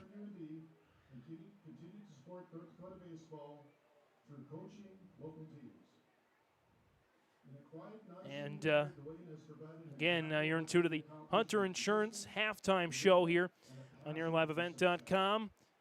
Hunter Insurance Agency is dedicated to providing you the best support for your insurance requests from crop, hail, farm, commercial, and home. More information, go online at hunterinsuranceagency.com. Again, congratulations. And see him there holding up, looks like a plaque, a really nice plaque in the Hall of Fame. He's excited about it, as he should be. Great athletic career, both in Thompson and professionally for the Blue Jays. A pitcher, he had some injuries. His time was cut short. Again, you can listen to our pregame interview after the game is over, or you can, I guess, scroll back during the game and listen to that here if you would like. Congratulations, Dwayne Miller, the most recent Thompson Athletic Hall of Fame inductee. We'll step away here for a little bit more. We'll come back for more halftime stats and analysis here on YourLiveEvent.com. Hungry and on the road, Petro Stopping Center in Fargo has got your back with an impressive lineup of goodies including Popeye's Chicken, Charlie's Cheesesteaks, Cinnabon, Papa John's, and a mouth-watering full-sized restaurant, the Dolly Down Grill. You'll be spoiled for choice. Whether you're a quick pit stopper or looking to settle in for a while, Petro Stopping Center's Fargo location has got you covered 24/7 every day of the week. Cruise on over to their spot just off 45th Street and I-94 and indulge in a feast fit for the road warrior in you. At Polar Communications, innovation is in our DNA. We're pioneers, always looking ahead to what's next to ensure our communities thrive.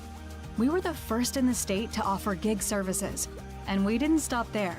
We continue to lead the way in delivering high-quality, reliable technology to your doorstep. A better experience starts here.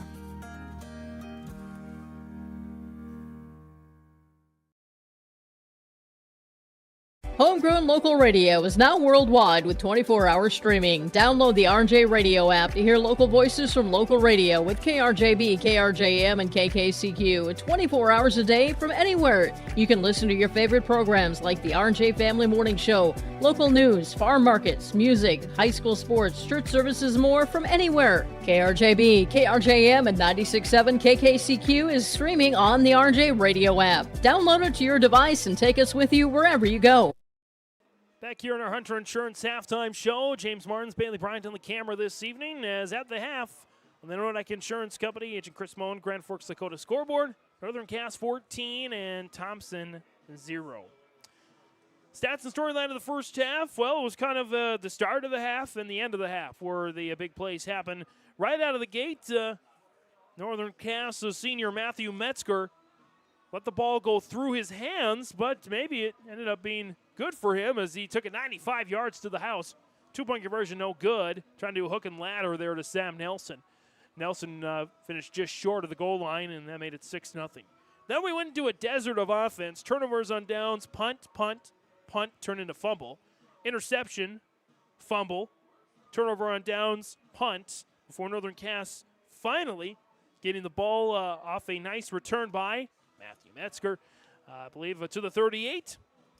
To the Thompson 38. 2 plays later, off 2 passing plays. It was the 9th touchdown of the season throwing for Hudson Reichel. Back-to-back catches for Keelan Munson. Munson, the senior, catch of 12, then a catch of 26 with a 26-yard receiving touchdown. 2-point conversion, Julian Lichtenberg wide open in the back of the end zone after some nice scrambling by Reichel. Made it 14-0, Northern Cass. Some nice running for Thompson, but they can't quite turn that into points as your offensive leaders in the half, Josh Juby, 12 carries for 61 yards. Also on the ground for Thompson, Will Welke, 2 carries, 15 yards. Charlie On, 3 for 10. Gavin Krogstad, 2 for 8. Krogstad has more rushing yards than passing yards. He's 3 for 6 yards through the air. Those 3 catches going to Thomas Schumacher for -2. Chase Danner has the longest catch of the game of Cash Danner, of 7 yards. Matches jersey number. Josh Duvey with a catch for 1 yard. Northern Cass, Reichel has thrown 4 of 10 for 85 yards and a touchdown. Reichel has also carried the ball twice for 13 yards. Matthew Hoppe, of course, the big name coming in. Outside of a big run of 40 yards, he has -1 yard. Outside of that 40-yard run, he's got 7 carries for 39 yards. And again, through the air, Matthew Metzger, catch of 27. Chris Hoyland, catch for 20. And Munson, 2 catches for 38 and the touchdown. So yards of offense for Thompson. Stumbling a little bit through the air, but they're still doing some work on the ground. Doing the quick math here. I believe it's 100 yards. 100 yards of total offense, 94 yards on the ground, and 6 through the air. Yeah, 100 yards of total offense for Thompson in the first half. For Northern Cass, they finished the first half with, do my math here, 137 yards of offense. Going to take a quick break here on the Hunter Insurance Halftime Show. We'll come back with some halftime scores and some updates and maybe playoff implications as well. Again, no team can clinch a playoff spot tonight. No team can be eliminated tonight either, but teams will be put on the brink of either or tonight. We'll go around Region 1 and then some other scores from around the state, the regions on yourliveevent.com on the Hunter Insurance Halftime Show. Next. At Thompson Public Schools, their mission is to develop lifelong learners and responsible citizens. You can visit their website, tps-k12.org, for school announcements and calendars, lunch menus, weather announcements, athletic schedules, and more. Follow them on social media and share in Tommy Pride with student updates and events with Thompson Public Schools. Thompson Public Schools thanks all students, staff, parents, alumni, and community members for their continued support. Good luck to the Tommies. Learn more at tps-k12.org.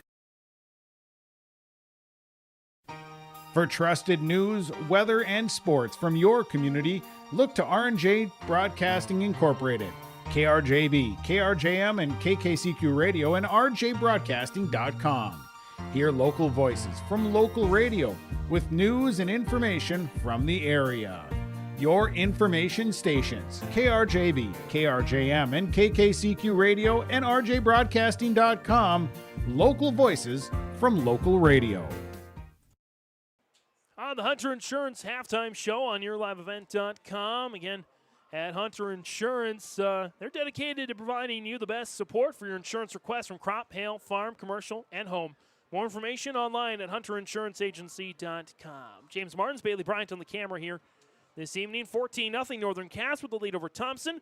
Elsewhere on the scoreboard around Region 1, Oaks leading big over Lisbon 25-6. That would be a big-time score as Oaks looked like they we're going to kind of have a dud of a season, but it might deal Lisbon a tough loss too. Oaks trying to turn their season around, and with a win last week over Thompson, they're on their way towards a win over Lisbon.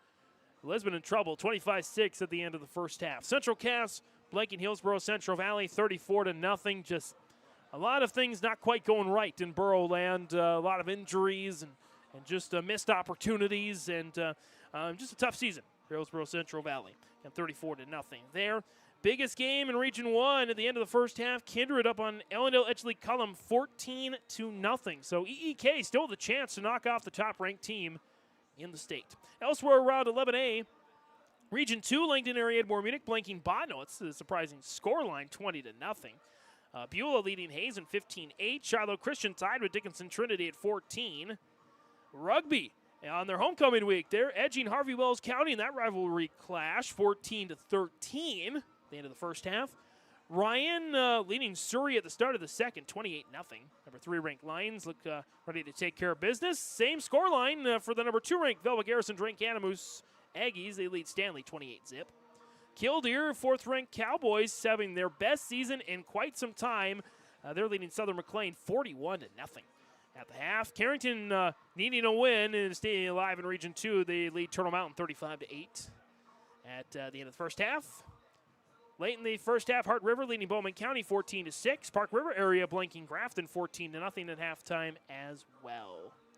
9-man B score lines. Some games around the area. For Maple River's homecoming, they trail, but they have the ball. 2 minutes left to go in the later stages of the first half, 14-12. In that same region, Griggs Dakota trying to do something they haven't done in quite a long time, and they look like they're going to do it. My goodness, 42-0. Griggs Dakota leading Enderlin. And they're going to go, it looks like, unless Enderlin flies back into this game, into that game, they're going to win the region title with one game still left to be played. They've already defeated Maple River and Mayport CG. So Griggs Dakota, 42-0. Good job for the Titans. Had some tough seasons in the past. They're turning their program around. Other scores, number 3, Westholme Newburgh Glenburn puts up 80 on Dunseith, 80-24. Mulholland Lansford Sherwood shutting out TGU 38-0. New Rockford Cheyenne Maddock, big lead at the end of the first half over Larimore, 56-8. Weimar Lidgerwood leading Tri-State 30-7. Sargent County blanking Richland 34-0. Good game. Number 5 Central McLean tied with South Border 16 apiece. Linton HMB, Strasburg Zeeland leading Napoleon Gackle Streeter 22-0. North Border up on St. John, 20-14. Cavalier blanks North Star, 52-0. Four Winds blanking Hatton Northwood, 30-0. And North Prairie blanking Midway Minto, 42-0. We get some quick AA and AAA scores. Number 1, Red River nearly pitches a shutout on Fargo South. A rare scoreline you'll see in high school football, 51-3. I don't think I've seen that ever. Red River with the win over South. Number 2, Horace blanks Central 28-0, or it looks like they're going to blank Central. 7 minutes to go in the game. Minot North and St. Mary's tied at 21. Devils Lake trailing Wahpeton. Third-ranked Firebirds trailing Wahpeton at the end of the first half, 14-7. Valley City leading Jamestown 10-9, and Dickinson leading Watford City 21-14. And Bismarck Century, third-ranked team in AAA, they're trailing Legacy 35-13. 4 minutes left in the third. Number 1, Bismarck tied with number 3, Minot, 7 apiece. Number 5, West Fargo Cheyenne leading Shanley 21-6. And number 2, Davies leading Williston 35-6. Head to the Hunter Insurance halftime show. Second half starts next. Hunter Insurance Agency is a locally owned full-service agency providing protection and coverage in a number of different areas. Hunter Insurance Agency offers multi-peril crop insurance, crop hail insurance, and farm insurance for buildings and equipment. Plus, they offer home, auto, life, and business insurance. For more information, go online to hunterinsuranceagency.com or stop in and speak with Johnny Jorgensen at Hunter Insurance Agency. Find them at 109 Main Street in Hunter. Back for the start of the second half on the Nodak Insurance Company. Agent Chris Moen, Grand Forks and Lakota scoreboard. Northern Cass leading Thompson 14-0. Again, nobody can be eliminated at the end of the night, at least an 11-man A, but nobody can clinch a playoff spot either. But teams can be sent to the brink, and right now Lisbon will have a long, well, not quite a long road ahead, but Thompson would have the longest road ahead if they fall here. Northern Cass trying to get a big win. I think they still have Hillsborough Central Valley in their schedule too. Squib kick onside out of the second half. It is recovered by the Tommies. So Euchstead rolls the dice. It does go to Thompson, and they'll start with the ball at their own 46. Again, after the first 4 drives averaged inside the 20 for their starting field position, their last 2 have gone beyond their own 40.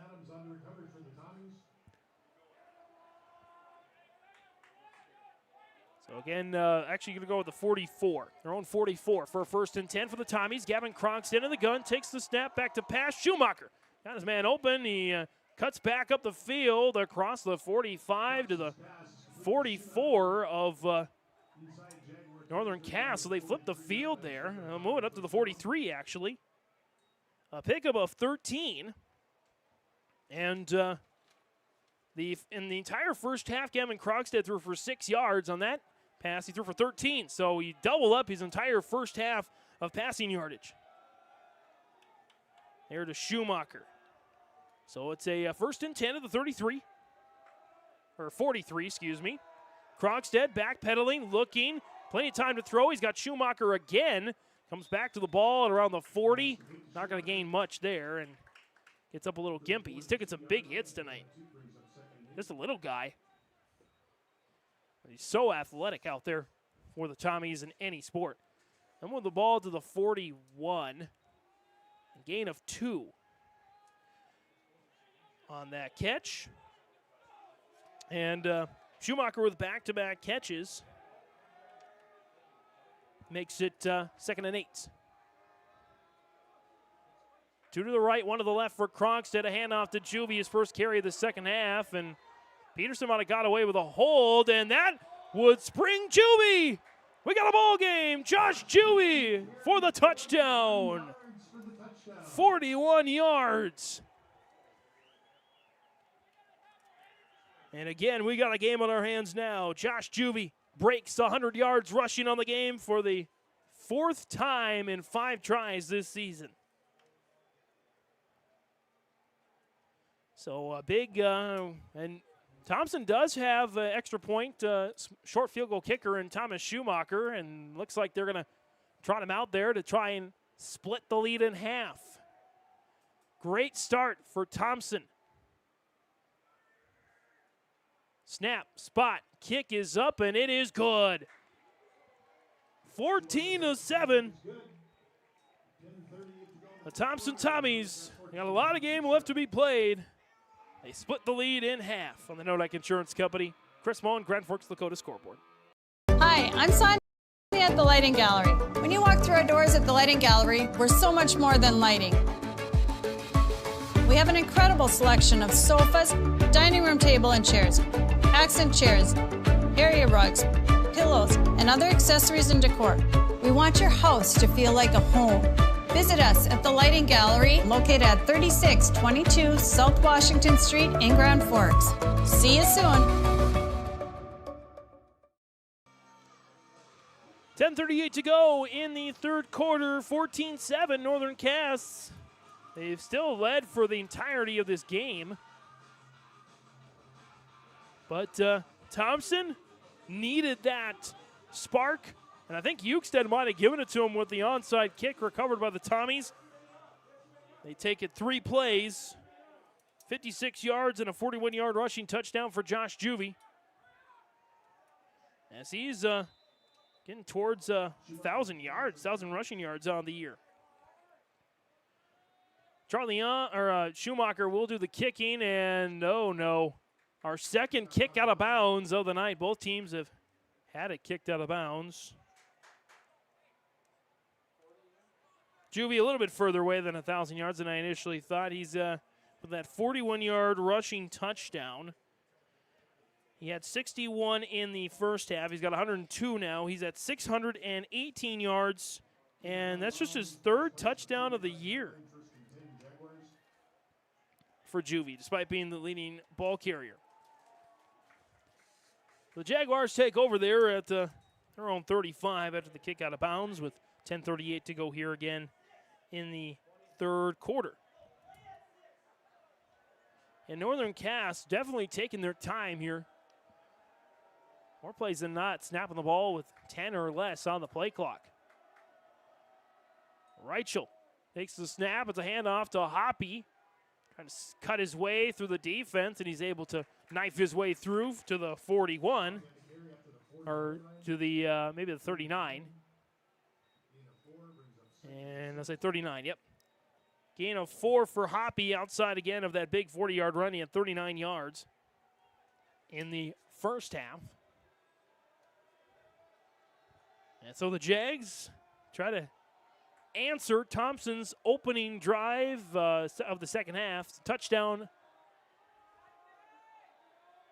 with their own touchdown. Reichel in the gun on a 2nd and 6. He'll keep it and gets it out to his man, Lichtenberg. And Lichtenberg takes it to the 44. Picks up 5. And to the 44-yard line he goes.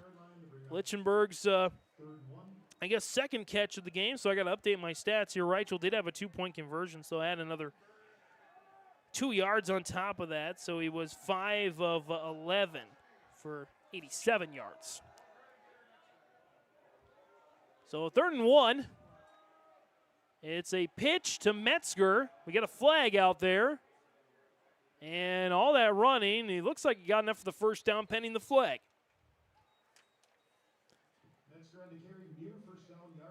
So we'll see how it goes here.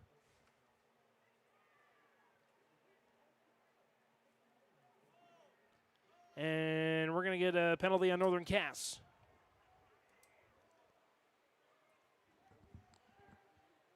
And a replay 3rd down on the holding. Northern Cass plagued by penalties tonight. And then move the ball back to the 34. 3rd and 11 here for Northern Cass as the tide seems to be turning towards Thompson.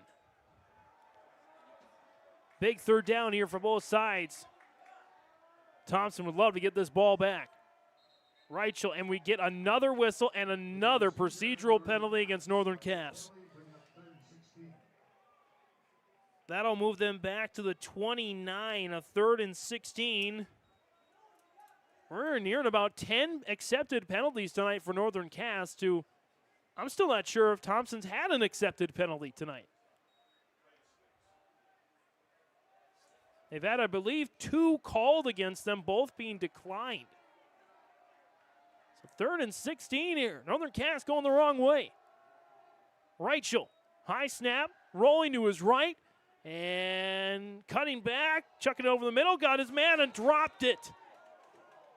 Monson, the cardinal sin of receivers, he moved up the field before he secured the catch. If he would have caught that simultaneously, he would have had enough for the first down. If he would have caught it before moving, he still might have got the first down, but either way, doesn't get it that time, and the drive stalls on a 3 and out.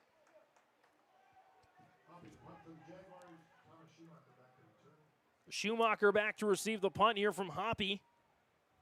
Snap, and Hoppy's punt high.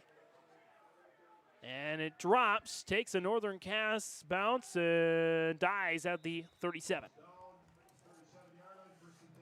Thompson takes over, 9:03 to go here in the 3rd quarter.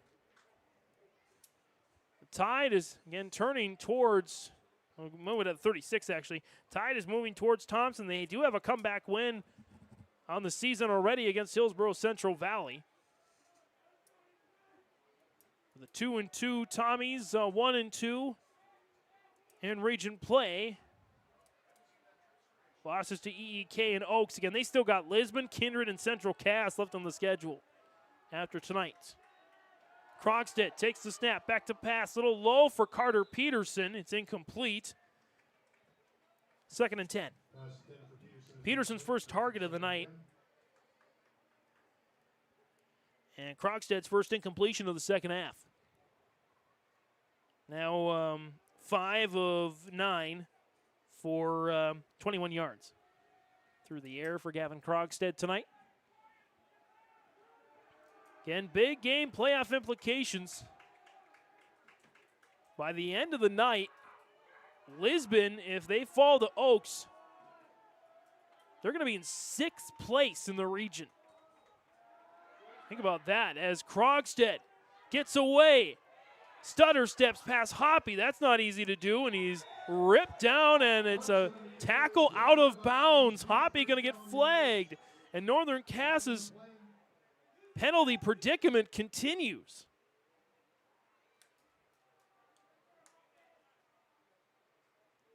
As should add 15 yards off the late hit from Hoppy. So the run by Krogstad, he took it to the 47. So he had a gain of 11 on the run, which is more than he had in the entire first half, and he moves that all the way to the 38. Northern Cass, just like that. Thompson, 38 yards and an extra point away from tying this game after they trailed the entire first half. Northern Cass got to stop the bleeding here. Handoff, Juvie. Got a big 41-yard rushing touchdown to start the second half. On a curl, takes it up the middle. And it'll be a 2nd and 4 as the ball is spotted at the 30. Spotted at the 31. 2nd and a short 4 here. Pickup of about 7 for Juvie.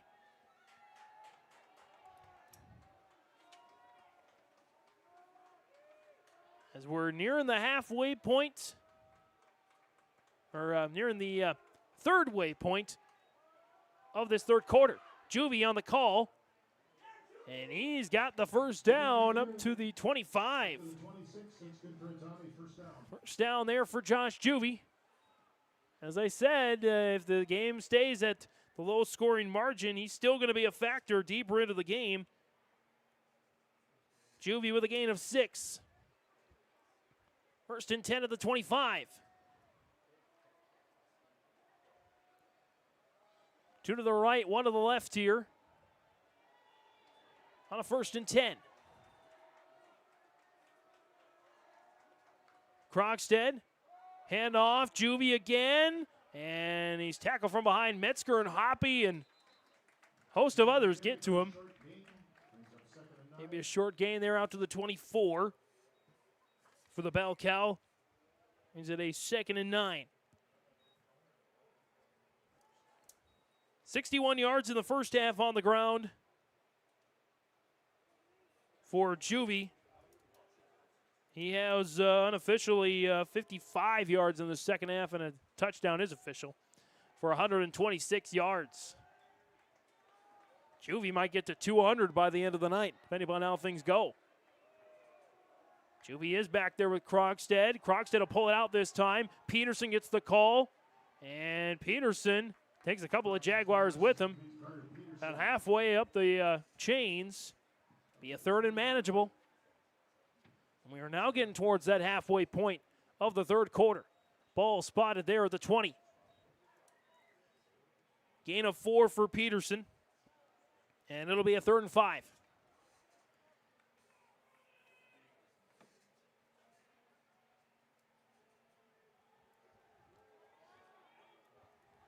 So 3rd and 5 for the Tommies. Charlie Yon in the backfield this time. 3 to the right, 1 to the top of the screen. As Krogstad looks right now over the middle, got his man. And the catch is made by Peterson. Peterson, who I don't think had a target in the first half. He's had 3 of this half, and he's hauled in 2 of them inside the 5, down to the 4. Fitting for number 4. Get the ball to the 4. On back-to-back catches for 20 yards. First half belonging to Northern Cass. The second half so far belonging to Thompson. 5:37 and counting here in the third quarter. Thompson, again, 4 yards and an extra point away from tying this game. Krogstad, pass. Schumacher stood up near the goal line. But a good call there for Brady Schwab and the Tommies. They're definitely spreading the ball around a lot better than in the first half. It'll be a 2nd and goal. They'll spot it, we'll say the 2-yard line for number 2, Thomas Schumacher. 3 straight completions now for Krogstad. Tommies come up to the line here under 5 minutes to go in the third. On their 50th homecoming night. Krogstad, handoff, and did he get there? Fumble at the goal line. Jan saying he crossed the plane. I think that was actually Charlie Jan on the carry. And they'll say he was down at the 1. So crisis averted there. Jan already with a fumble tonight, didn't want to make it 2. 3rd and goal. At the 2, maybe just inside the 2, maybe the 1.5. Thompson has dominated this third quarter. On just the 3rd drive of the 3rd. Total. Krogstad, and we get a timeout called by Thompson. 3rd and goal, about 1.5 yards away from the end zone. 4:01 to go in the third. Northern Cass clinging to a 7-point lead on YourLiveEvent.com. Treat yourself to a great career at American Crystal Sugar Company. Team up with quality people making quality products. Full-time and year-round in a stable business. With great pay and benefits including time off available from day 1. American Crystal Sugar Company invests in you to promote your continued growth and career advancement. Grow your career, doing your best work within the world's best beet sugar company. Apply online today at AmericanCrystalCareers.com. Coming out of this Bank North timeout at Bank North, it's values-based banking. Learn more at ibanknorth.com. Member FDIC, equal housing lender. The Tommies trying to tie this game up on a 3rd and short. All spotted at around the 2-yard line. See if they can punch this in here. Welke and Juvie in the backfield with Krogstad. It's a quarterback sneak. And the second effort, I think, did the job. Touchdown, Tommies. Krogstad We'll call it a 1-yard touchdown sneak for Gavin Krogstad.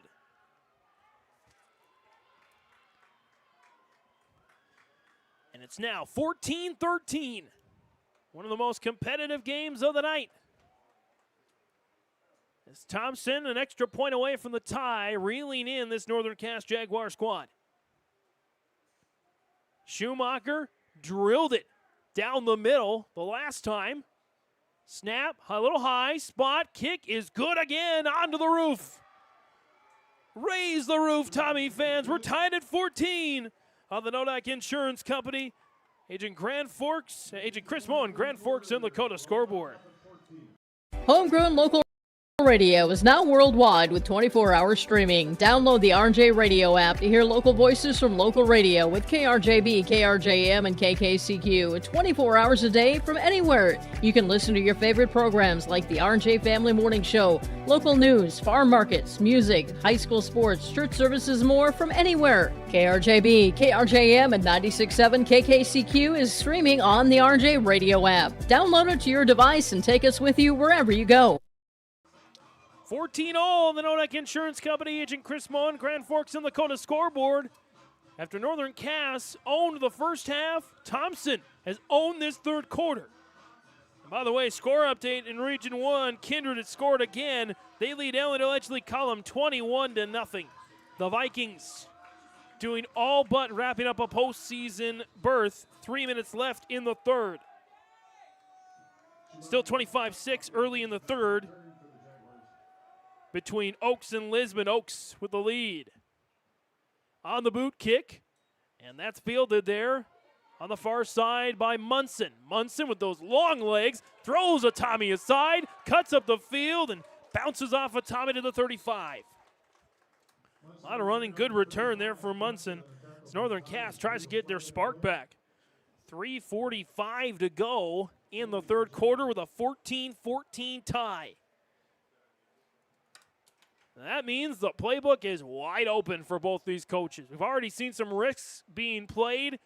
Eukstead with we get a penalty as well on the return, so looks like a holding on Northern Cass inside the 20 to the 19. Not much going right for Northern Cass's second half after about everything went right in the first half. Tyler Eukstead, I love of course, this region is probably the toughest region in 11A. And he called it extra wild, this Region 1 this year. Reichel takes the snap, rolling, looking, throwing. Got a man wide open. First down, Northern Cass near the 35. As I believe that's Jacob Ossie, his first catch of the night. As that goes to the 30, not quite the 35, we'll call it the 32. Gain of 13. All right. Yep, out to the 32-yard line. So 13 for Ossie.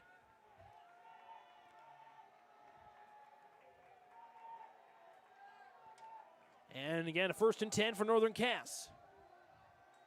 And one on the play clock to get rid of it. Out to Metzger, and he dropped it. Was it behind the line of scrimmage? They're going to say no, incomplete pass.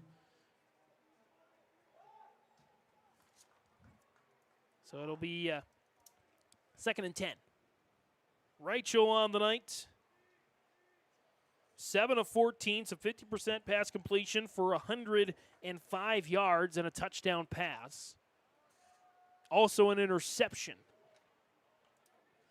there for Reichel. So I forgot to count the interception in the first half, so I got to keep updating my stats. He was 5 of 12, therefore, in the first half. So 7 of 15 with a touchdown and the interception, 105 yards passing for Reichel. Reichel runs into Hoppy and conveniently runs into his breadbasket, and he handed the ball off. So Hoppy not much there. As we get, some chippiness after, and 2 flags come out, one before the chippiness and one after. Again, these guys both know they all know how important this game is, and so on the one hand, you want to stay aggressive, you want to send a message, but on the other hand, you don't want to gain penalties. So we'll see what the end result is here. As looked like the first one was on Northern I'm not going to say that because I was not exactly sure. So let's just wait and see what the officials have to say. But it looks like there's probably one on each team. It's a good call here, big call here. 3:18 to go in the third quarter. Tie ball game, 14 apiece. Both these teams 1-2 in region play. Again, a must-win for both of these teams.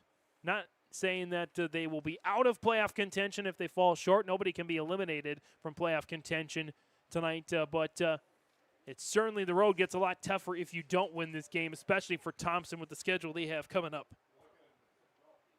Northern Cass a slightly easier schedule. Taking a look at, again, Thompson's got Lisbon, Kindred, and Central Cass on the horizon. And Northern Cass, they've still got Hillsborough, Central Valley, Kindred, and Ellendale Edgeley Cullum. So a slightly easier schedule based on the records for Northern Cass. We'll see what the call is here. And the official still talking to both head coaches here. So I don't know if there's something more than the penalties coming up. I was intrigued by a lot of things Brady Schwab said in the pregame, one of which was this homecoming week, there's a lot of happiness, a lot of joy, a lot of great events. But he also kind of pens in an angry face about some of the distractions that might happen as homecoming week ensues. And we all want the best for the kids and then want them to enjoy the experience. But at the same time, these kids, they do have a game to prepare for. And sometimes, especially in a heated ball game, homecoming week, a lot of emotions, a lot of energy stirred up.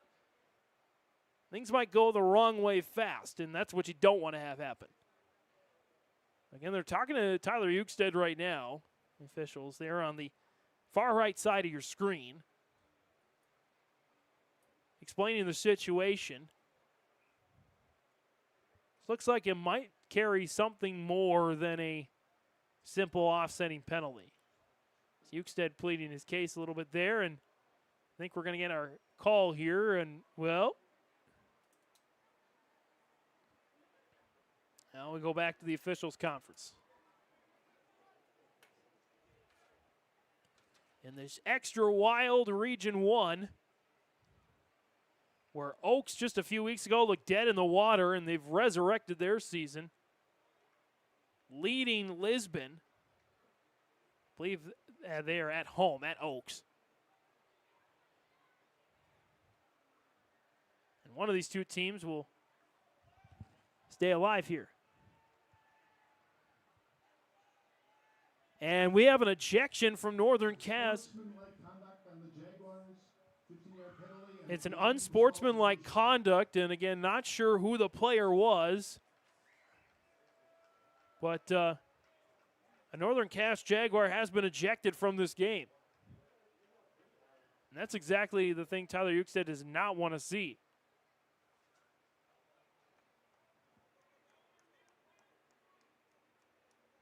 And not sure who the player was. So it's I believe it's 3rd down and 24 with the 15-yard penalty, I believe. Although the ball is on the 19, so it should be half the distance to the goal. So it's probably actually closer to 3rd and 19.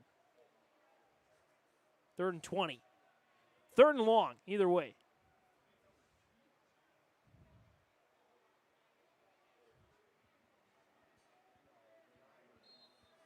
Again, not sure who the player was that got ejected, and we're not going to speculate further than that.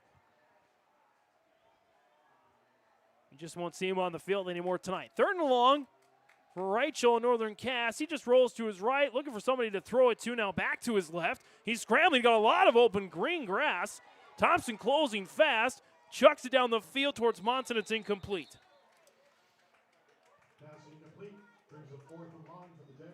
Brings up a 4th and long after all that. Get another flag. Ineligible receiver downfield for Northern Cass. That penalty's declined. And it's going to be 4th and a long ways away. So a third quarter to forget for Northern Cass. And if you go back to this on this season, if Northern Cass doesn't make the playoffs, or at least give themselves a really good chance in the final week of the season, it's going to come down to this third quarter in Thompson. Lichtenberg is out to punt. I wonder, oh man, it can't be. Can't be Matthew Hoppy that's out of the game. And that might be the case.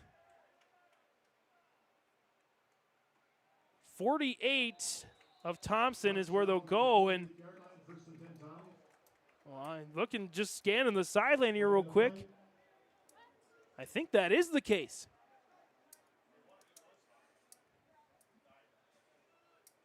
I believe Matthew Hoppy is the one that was ejected, which is a massive loss for Northern Cass. So the punt goes to the 38, and all of a sudden, Northern Cass went from dominating this game to, in less than a quarter, giving up their lead and losing their star player to an ejection of all sorts, and then there was a personal foul in this last play. So things kind of devolving here at Thompson.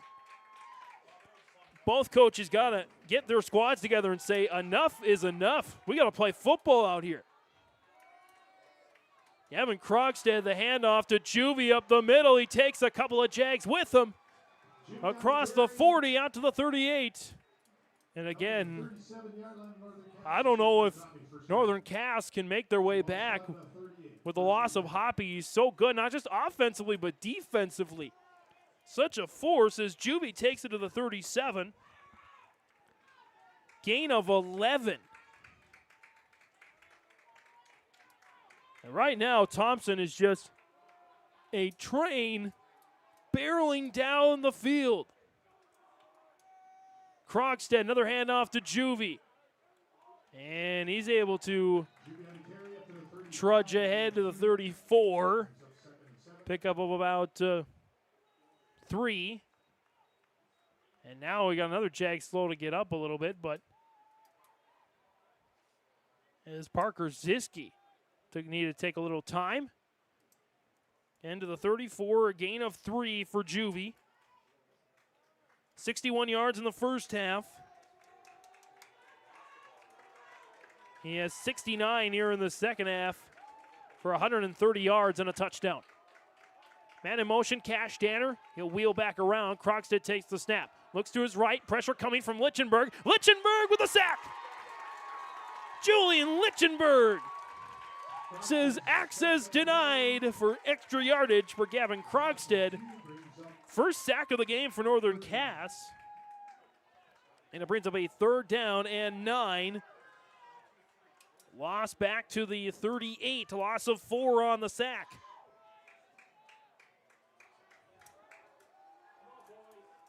So 3rd and 9 here for the Northern Cass defense in desperate need of a stop.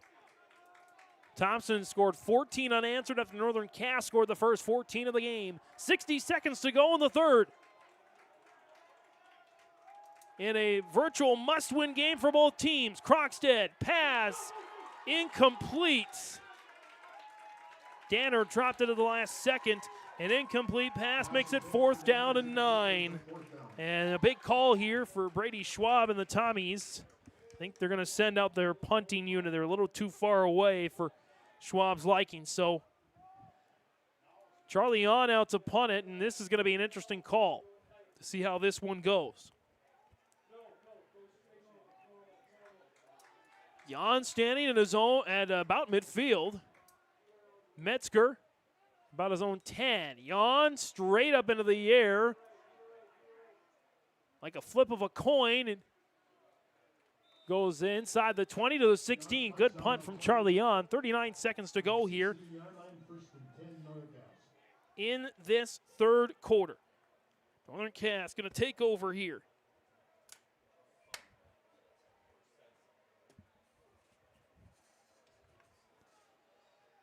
So the Jaguars in desperate need of something positive. After, from the looks of it, they haven't scored. They've hardly had the ball. A couple of 3-and-outs. And they lost their star player, Matthew Hoppy, to an ejection. As a nice catch from Keelan Munson. Reichel's throw gets Munson out towards the first down marker. And it is a first down. And across the 25, they're down to the 28.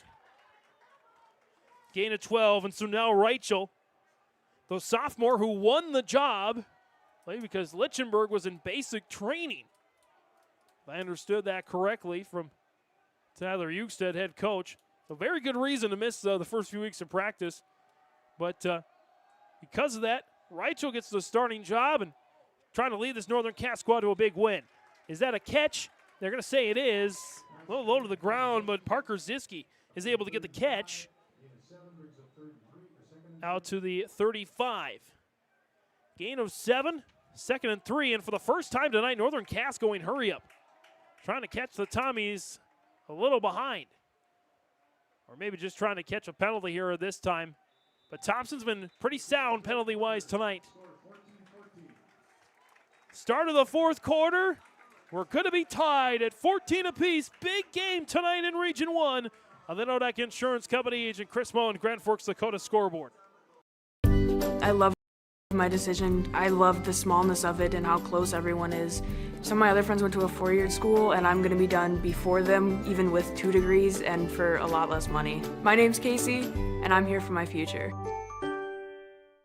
First week of college, I can't tell you how many friends I've made. It's a family, you know what I mean? Like, every time I go to a meeting, like, everyone knows my name. They're always kind to me. I love it. I can't explain how much I love it here. My name is Junior, and I'm here for my future. Fourth quarter coming up on YourLiveEvent.com. James Barnes, Bailey Bryant on the camera. We're dodging the flies and mosquitoes.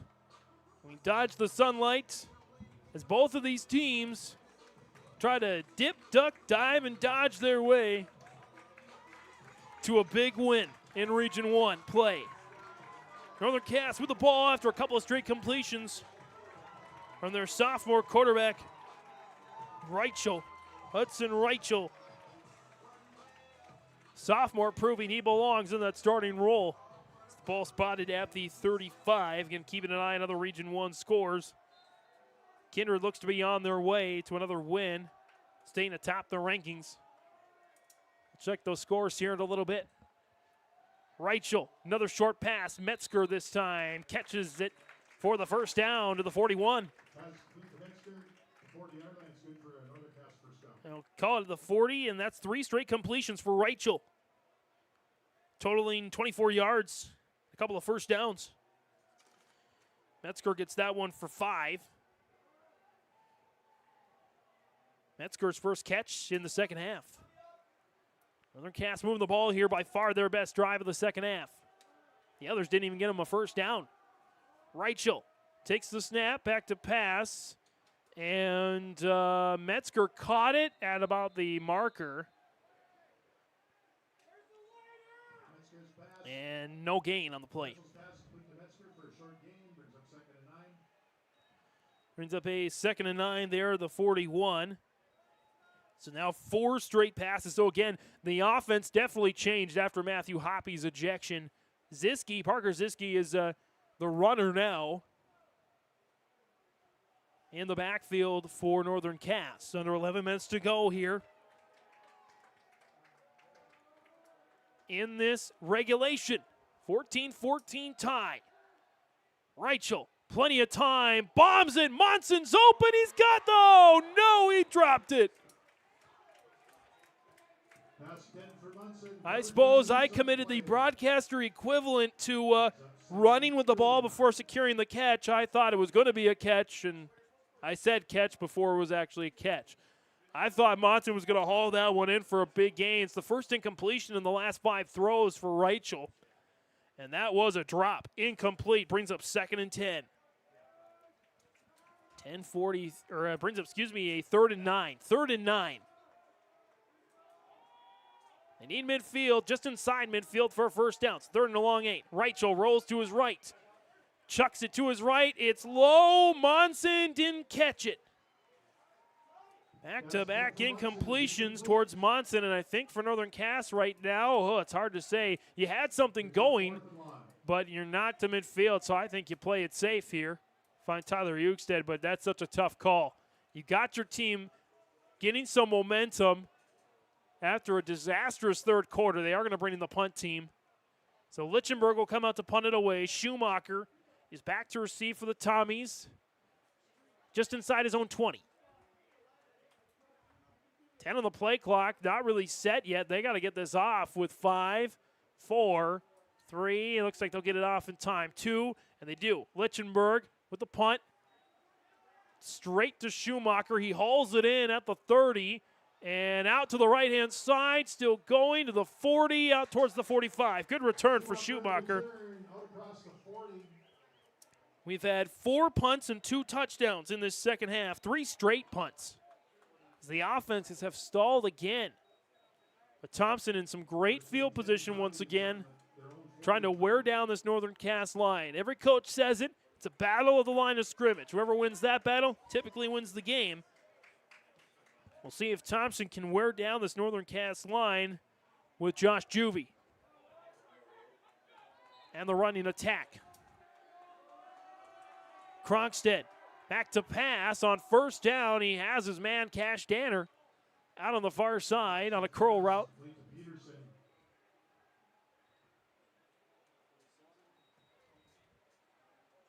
So that goes to the 47. Might have actually been Peterson out there. We'll give it to, I believe it is Peterson. Give it to Peterson there to the 47 for a gain of 4. And brings up a 2nd and 6. Krogstad, a handoff to Juvie, up the gut towards midfield. That ball is very unsecure, and Monson nearly punched it out. But Juvie, with those strong hands, hangs on. Out to the 49, a pickup of 2. That brings up a 3rd and 4. Juvie slowed down a little bit.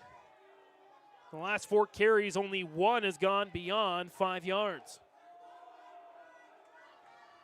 Under 10 minutes to go here in regulation. Could we be in store for the first overtime of the year for, I believe, both these teams? As Krogstad back to pass towards the sticks. His receiver fell down. That's Danner out in the flat. I think it was Danner the last time. I'm going to switch it from Peterson to Danner. And Thompson might have to punt this ball away. On a 4th and 4 with 9:04 to go in regulation.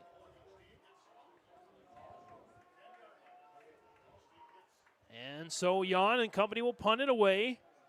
Metzger, dangerous returner, back to receive. Jan is able to get it off cleanly. Metzger's going to have a little chance at this one. Takes 3 hops. Gets past Danner to the 25. Metzger cuts back on the field. 30, 35, 40, 45, pointing the way to the end zone. 40, 35, and he's ushered out of bounds. Another fantastic run for Matthew Metzger. What a run. That was at about his 20. Deep return there for Metzger. Inside the 25 to the 24. And just like that, Northern Cass has life again.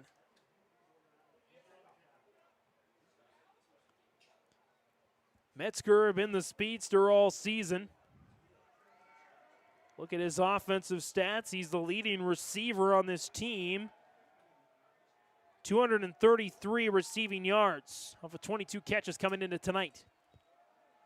Handoff, and for the first time tonight, it's Trevor Lee.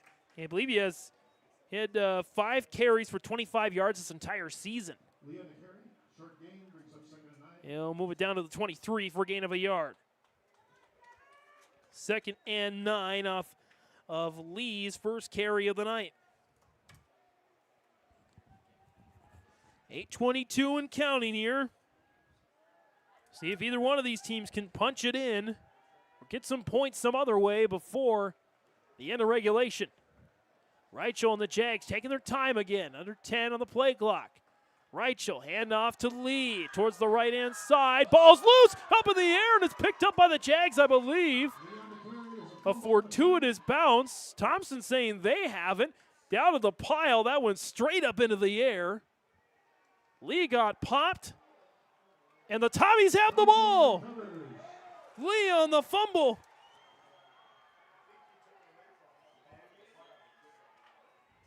A fight for the ball. Thompson looked like they wanted it more in the end, and they got it back with 7:57 to go. First fumble of the night for Northern Cass, and on the give-take, we're even at 2 apiece. 2 fumbles for Thompson, an interception and a fumble for Northern Cass. And so Thompson again gets it back, 7:57 to go in this game, or at least in regulation. Ball spotted at their own 17. You better believe they can still run the ball and do a heavy dose of it. Krogstad, the give is to Juvie. Gets towards the edge. Spin move, keeps moving out by the 20. A lot of work for a few yards. 2nd down there for the Tommies. They'll spot the ball right at the 20, gain of 3 for Josh Juvie, approaching 150 yards on the ground tonight. He's had just 1 negative rush tonight for -1 yard. The rest have been at least positive yardage for Josh Juvie. And what could be the night of his season. Krogstad and company on 2nd and 7. Handoff again. And nowhere to go for, didn't quite see who was at the bottom of the pile. I believe Welke. Welke got the carry on that one. For nothing. Brings up a 3rd and 7. What a wild second half here.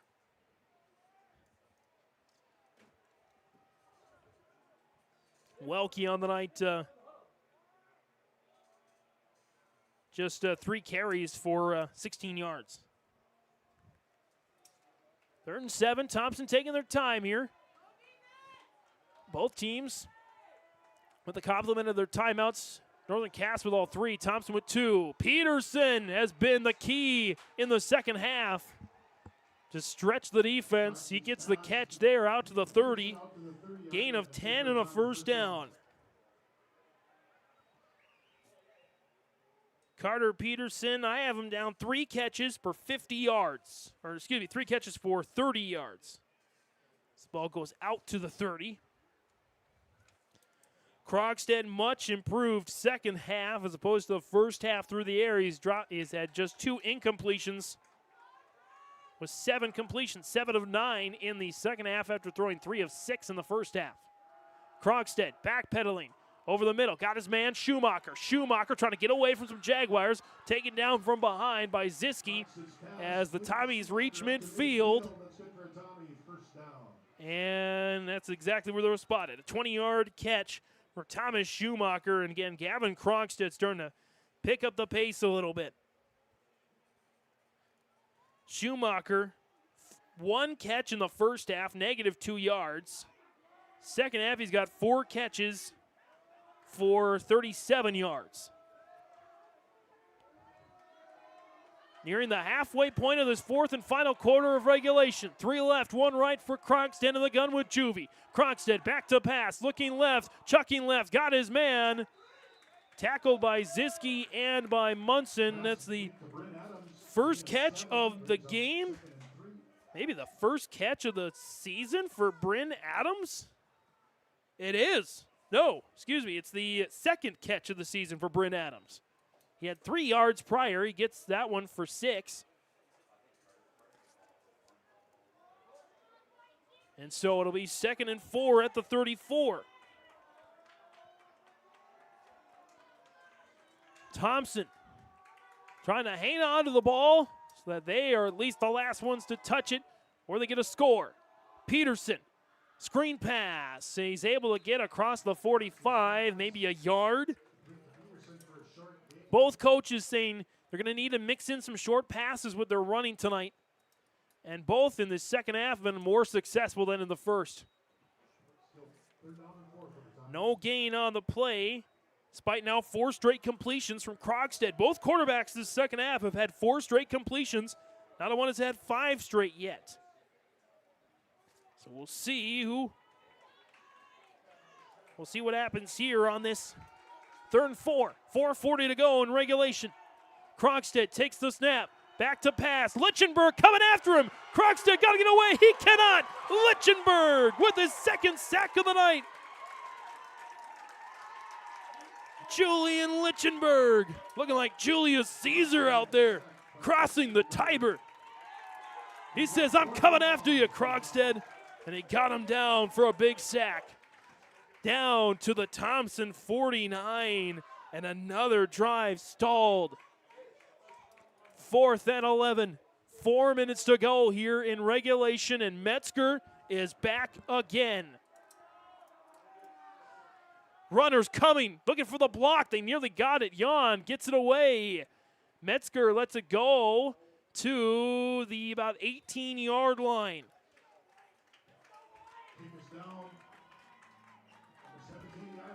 3:48 to go here in regulation. 1st and 10 on the Northern Cass 18. Little reset here for you. Again, Northern Cass, Matthew Metzger got a 95-yard kickoff return touchdown to open the game. 2-point conversion, no good. They led it 6-0. At the end of the first half, 26-yard touchdown pass, Keelan Munson from Reichel. Lichtenberg with a 2-point conversion made it 14-0. Then Thompson scored a couple of touchdowns in the 3rd quarter. Reichel back to pass here. Wide open Munson, and he dropped it again. Right in the breadbasket. Can't do much better than that. And Munson having a tough second half, I believe, with 3 drops. And again, 2nd and 10. Thompson did score both their touchdowns in the 3rd quarter. A 1-yard quarterback sneak for Gavin Krogstad. Before that, a 41-yard rush from Josh Juvie. A couple of extra points, tying it up at 14. 2nd and 10, 3:42 to go. Northern Cass has to be careful. They don't want to give Thompson really good field position. That's a good pass. And Hoyland gets thumped by Welke after he got across the 25, near a 1st down. And they'll mark it at the 28, exactly what he needed for a 1st down. Gain of 10 to Hoyland. Hoyland's 2nd catch of the night, 2 catches for 30 yards. Reichel really doing a good job spreading this ball around. He's thrown passes to 7 different receivers. And no receiver has more than 50 yards on the night. Reichel on a 1st and 10, back to pass. Pressure coming, got to get away. Chucks it up, dangerous pass to Ziski. It lands in his pocket, but he would have been better knocking it down to the ground. A loss of 4. It's a 2nd and 14. Loss of 4 brings up 2nd and 14. And again, Ziski with the catch. 2 catches for 3 yards for Ziski tonight. 2:38 and counting here on the Nonek Insurance Company. Agent Chris Moen, Grand Forks, Dakota scoreboard. We had no scoring. We have no scoring so far in the 4th quarter. 14 points in the 3rd, 6 in the 1st, and 8 in the 2nd. Reichel out of the backfield finds Ziski. Nice move for Ziski. High stepping his way to the 30. Pickup of 6 for Ziski. And it's a big 3rd and 10 here. Again, 3 timeouts remaining for Northern Cass, 2 left for Thompson. So if Thompson can get a stop here, they've still got plenty of time to end this thing in regulation. Northern Cass got to be careful with their play call here. Don't want to do anything too risky. But then again, sometimes got to gamble to pick up a big win. 3rd and 10. Reichel rolling to his right. Back to pass, and Munson is able to hold on this time. Some good trust between Reichel and Munson saying, yep, I got it this time. Big third down conversion to the 43. Gain of 13 by Munson. And that's, again, 4 straight completions for Reichel. Again, on that gain of 13. Munson now 4 catches for 63 yards and a touchdown. Reichel has to get rid of it. Munson open, midfield, cuts up the field, evades Juvie. Sidearms the man across the 45 to the 44 with 64 seconds to go. Munson with 2 back-to-back catches, and that's the first time tonight that a quarterback has thrown 5 straight completions. And Euchstead wants to calm these guys down and maybe give them some pointers here a little bit, and that's exactly what he's doing. He's like, guys, calm down. We still got a game to execute. We're not done yet. We're going to keep it here. 64 seconds to go, and this has been the best game in Region 1. Munson with another big catch with a gain of 13. 3 back-to-back 13-yard catches. And 5 straight completions for Reichel. 5 straight completions for 38 yards in that run. Reichel getting towards 200 yards passing tonight. But the score is still tied 14-14. 2 timeouts left for Northern Cass. 64 seconds to go. Got to give credit to that line. It's done some nice work tonight for Northern Cass. Anders Hovdenes, Caden Williams. Justin at a fumble recovery as well. And they keep going to work here. 1st and 10 at the Thompson 44. 64 seconds left and 2 timeouts. Reichel is sacked by Krogstad. Another massive sack. Lichtenberg has 2, and now Krogstad with 2. And that might send us to overtime. 2nd and 10, ball all the way back to their own 43, back where they started. So it's a 2nd and 23, and that changes everything. Northern Cass players unsure what exactly they're doing. Still 2 timeouts left. Reichel takes the snap. It's going to be a screen pass to Metzger. He dropped it. It's an incomplete pass. And that's huge because Thompson could call a timeout, depending upon the next play Northern Cass runs, and get the ball back with fractions left.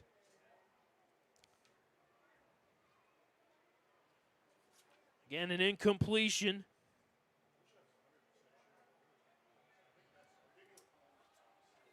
And so, again, a big call here. 3rd and 23, 22 seconds left. Ball is spotted at the Northern Cass 43. Kind of in their own no man's land right now as the play clock is winding down. And both teams with 2 timeouts, and Northern Cass will use 1 here. Again, we're going to keep it here.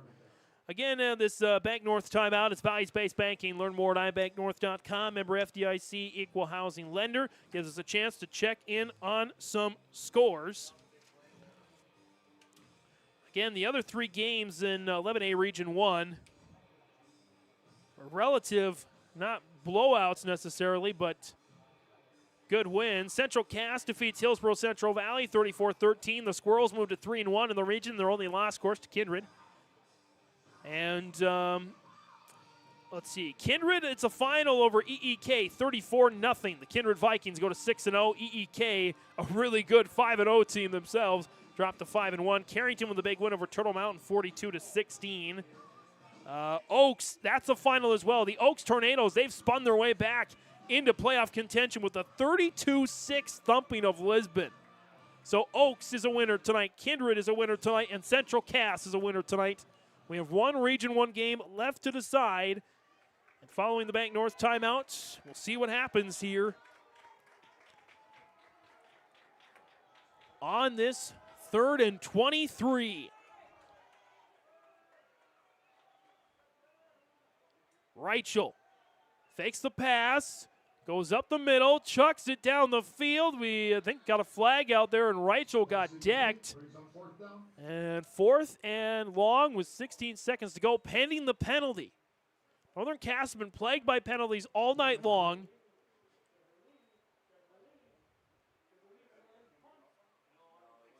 And official picks up, the penalties decline. I think he was holding on Northern Cass. So 16 seconds to go. Thompson with 2 timeouts. There's really not a lot of time to work with here. And Schumacher might be coming up to try and gun. Or looking at a fake, possibly. Schumacher's coming up to guard the gunner. Nobody's back to return the punt for Thompson. Lichtenberg will punt it. Good punt for Lichtenberg. It's going to take a Northern Cass roll inside the 20 at about the 17. Everybody yelling, don't touch it. We've had here, in the last 7 drives, we've had 6 punts and a fumble. So a lot of action, but not a lot of scoring. And barring an absolute unbelievable occurrence on either side, we're going to overtime.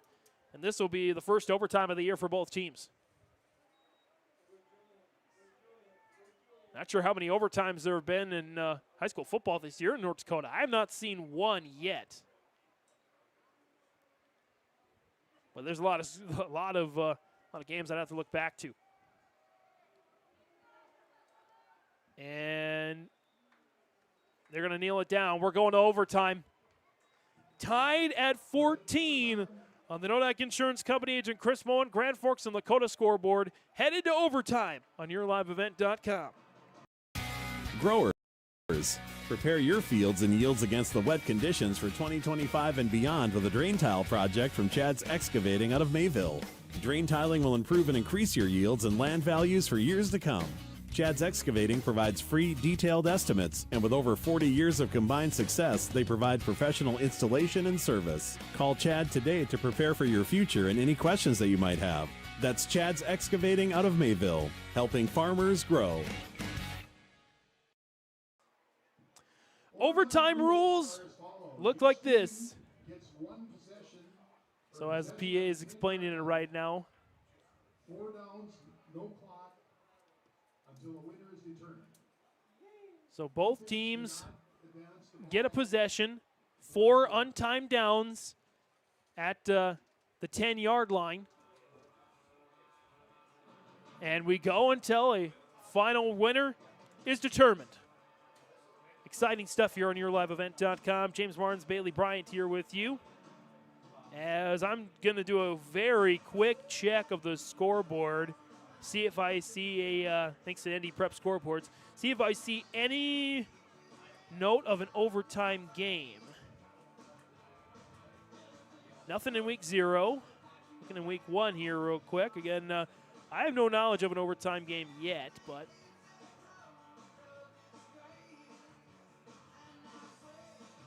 there might have been one that I'm not seeing. So at first glance, this looks to be one of the first/only overtime games of the year.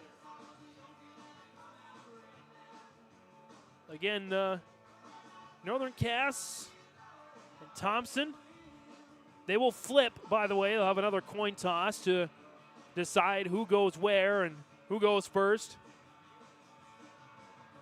There was an overtime game back in Class A. That overtime, of course. I forgot about that. Harvey Wells County beating Carrington 28-27. Also, Dickinson over Grand Forks Central 21-14. That was an overtime contest out in week 3. And last week, week 4, there was an overtime. Century beating Cheyenne 21-20. So as far as I can see, there have been 3 overtime games this year in North Dakota high school football. And it's so it would be the second in Class A, and both coming from this region, or from Region 1 or Region 2, from the east side, I should say.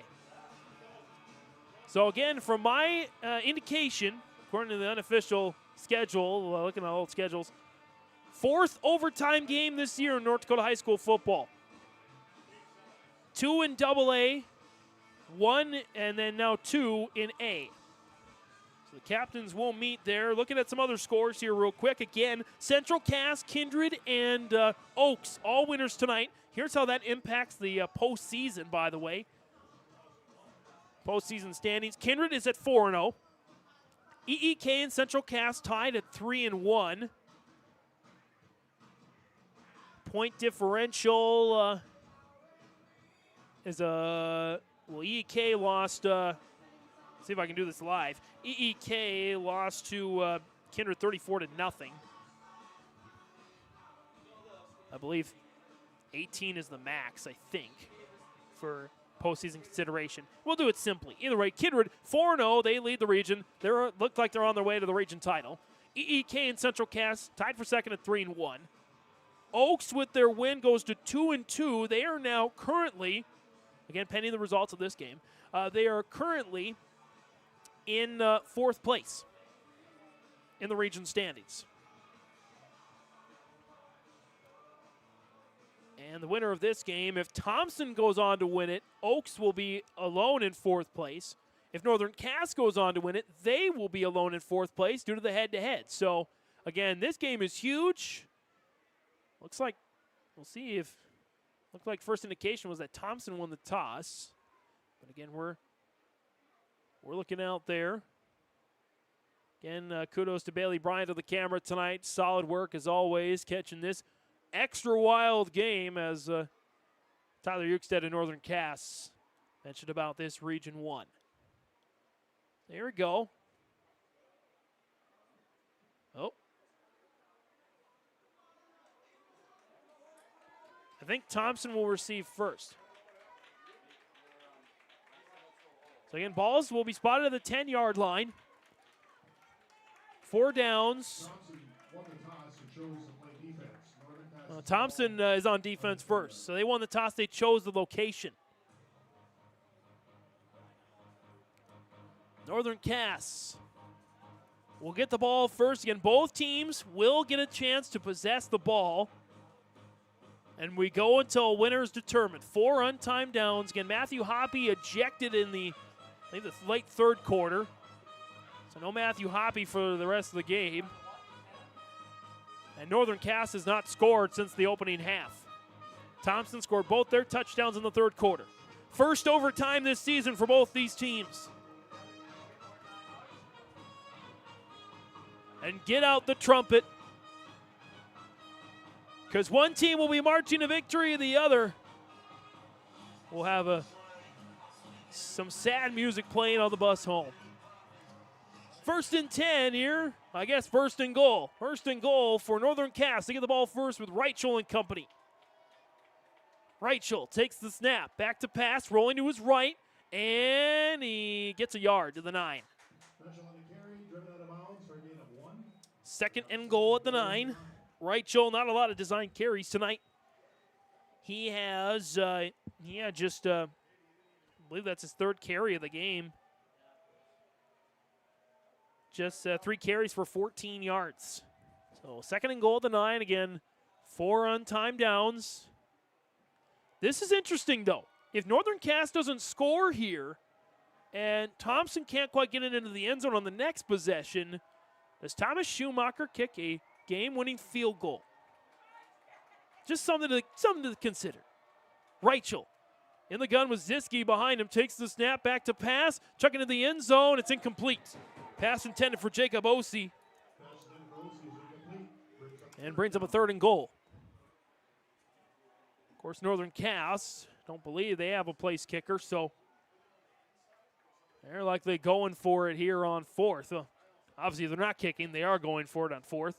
That's your duh moment of the night. As the time of the game goes past 2 hours, 15 minutes. Again, we go until it's sudden death. We go until a winner's determined. Well, both teams do get a chance to possess the ball in each overtime phase. And we get a whistle and we get a timeout called by Northern Cass.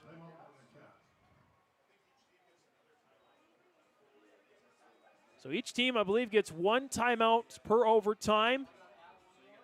Northern Cass, they call theirs. And so again, the 4th overtime game of the year. 2 in AA, 2 in A. Carrington doesn't like the word overtime this year. They fell to Harvey Wells County in a tough loss for them. Looking again at the other scores around the regions. Region 2, Lincoln Area More Munich, big win over Botno. The Cardinals doing Cardinal stuff with Coach Gravachka at the helm, 34-7. Harvey Wells County defeats Rugby on their homecoming, 39-22. Be a sour night in Pierce County. Looking around also in Region 2, again, Carrington got a big win over Turtle Mountain, 42-16. Grafton looking for their first win of the season, looking to defeat Park River, 29-14. Region 2 scores. 3rd and goal. Reichel, back to pass. Back across his body to Ziski, and tackle from behind by Gavin Krogstad. Gives it a 4th down and goal, so obviously you're going for it now. So again, interesting situations here. As they're going, Lichtenberg going to the sideline. So Reichel and company, Metzger to the left, Hoyland to the left, Osey to the left, Munson all alone on the right. Siski in the backfield with Reichel on a 4th and goal. Back to pass. Reichel stepping up in the pocket to the end zone, dropped. Incomplete pass. Thompson takes over.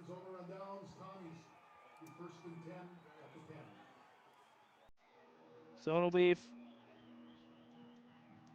now 1st and goal at the 10 for Thompson.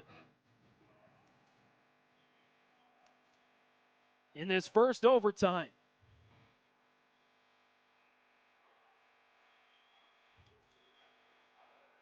So again, Thompson, they just need points. So depending upon how good Thomas Schumacher's leg is, they may not even need to score a touchdown.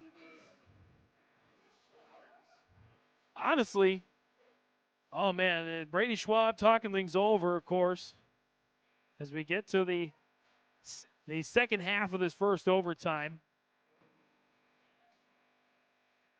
Intriguing stuff here. Do you go for a little bit of a gamble, throw on 1st down, or if I'm Coach Schwab, I'm going conservative. I know my team is probably at the slight edge in the line of scrimmage tonight.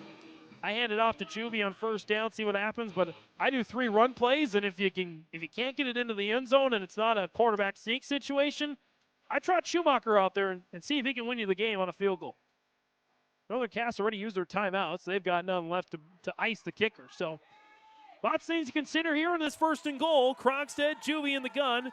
3 receivers right. Krogstad, handoff, Juby to the right-hand side. Ziski trying to chase him down. Juby turns the corner and he's in. Game over. Touchdown Thompson.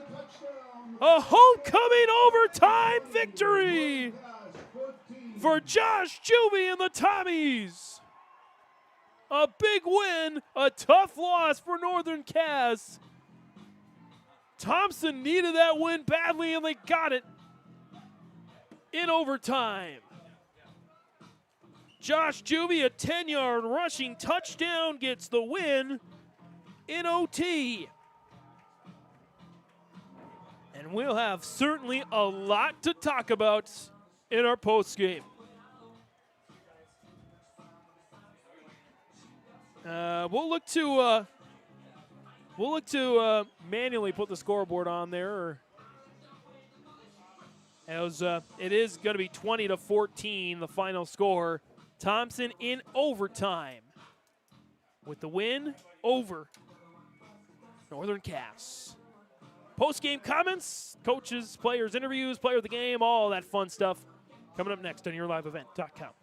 Sharing our heritage, sharing our future. Choosing the right bank for your financial needs can be challenging with the many choices available. Dakota Heritage Bank is pleased you're interested in knowing more about what they can do for you. The Dakota Heritage Bank Community Bank setting is a strong advantage they have over larger, less personal banks. Customers are more than account numbers. They are friends and neighbors. Working together, Dakota Heritage Bank, member FDIC, equal housing lender. Dagelman Industries is proud to manufacture tough, high-performance equipment right here in North Dakota. From our industry-defining Pro-Till high-speed discs, bulletproof bulldozer blades, and our robust, heavy-duty land rollers, we focus on support and make the experience of owning a Dagelman unlike any other. Dagelman, engineered tough in North Dakota.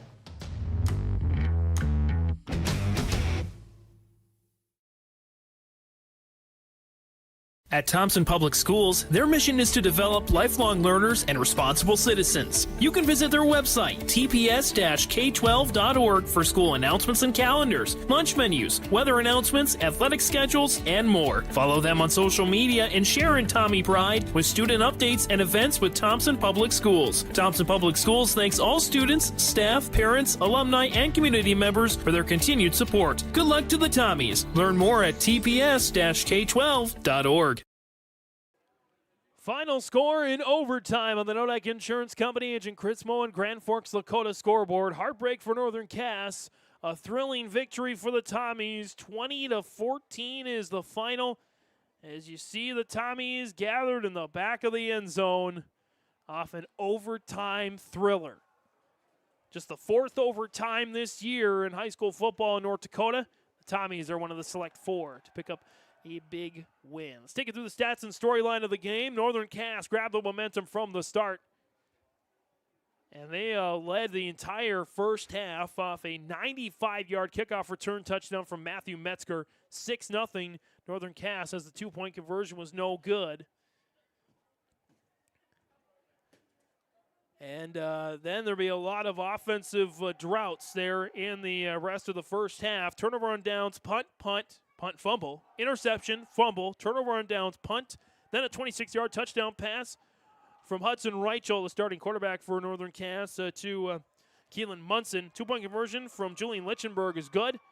Made the score 14-0 at the half. Thompson would resurrect themselves in the third quarter after an onside kick went to Thompson's way. That seemed to spark some momentum in them. They took the ball 3 plays, 56 yards, a 41-yard rushing touchdown for Josh Juvie.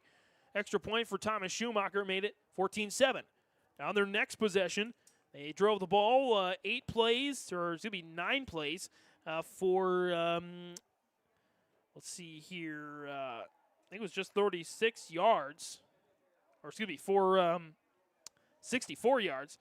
With a 1-yard touchdown sneak from Gavin Krogstad to make the score with an extra point for Thomas Schumacher, 14-14. A wild third quarter. Matthew Hoppe, star running back for the Jaguars, gets ejected. We're not going to speculate further than that, but he was out of the game the rest of the game, and as a result of that, the fourth quarter was pretty bleak. We had 6 punts and a fumble. Both teams, they did move the ball. They just couldn't get it into the end zone in the fourth quarter. We got sent to overtime. Northern Cass, they gained just 1 yard on their overtime possession, a few incompletions, stalled drive, and then on the first play of their overtime possession, Josh Juvie scores from 10 yards out, and Thompson gets the win, 20-14. Thompson moves to 2-2 in region play, and that's good news. It's good news for Oaks, because Oaks is now all by themselves in fourth place because of the head-to-head with Thompson. We'll talk more about that a little bit later on in the postgame. But, again, Thompson with the win. They move to 2-2 in region play. And they go to, I believe, 4-2 overall. 3-2. 3-2 overall for Thompson. 2-2 in region play. So they're right now on the outside looking in, 5th place in the region standings, and they've got some tough matches left to be played.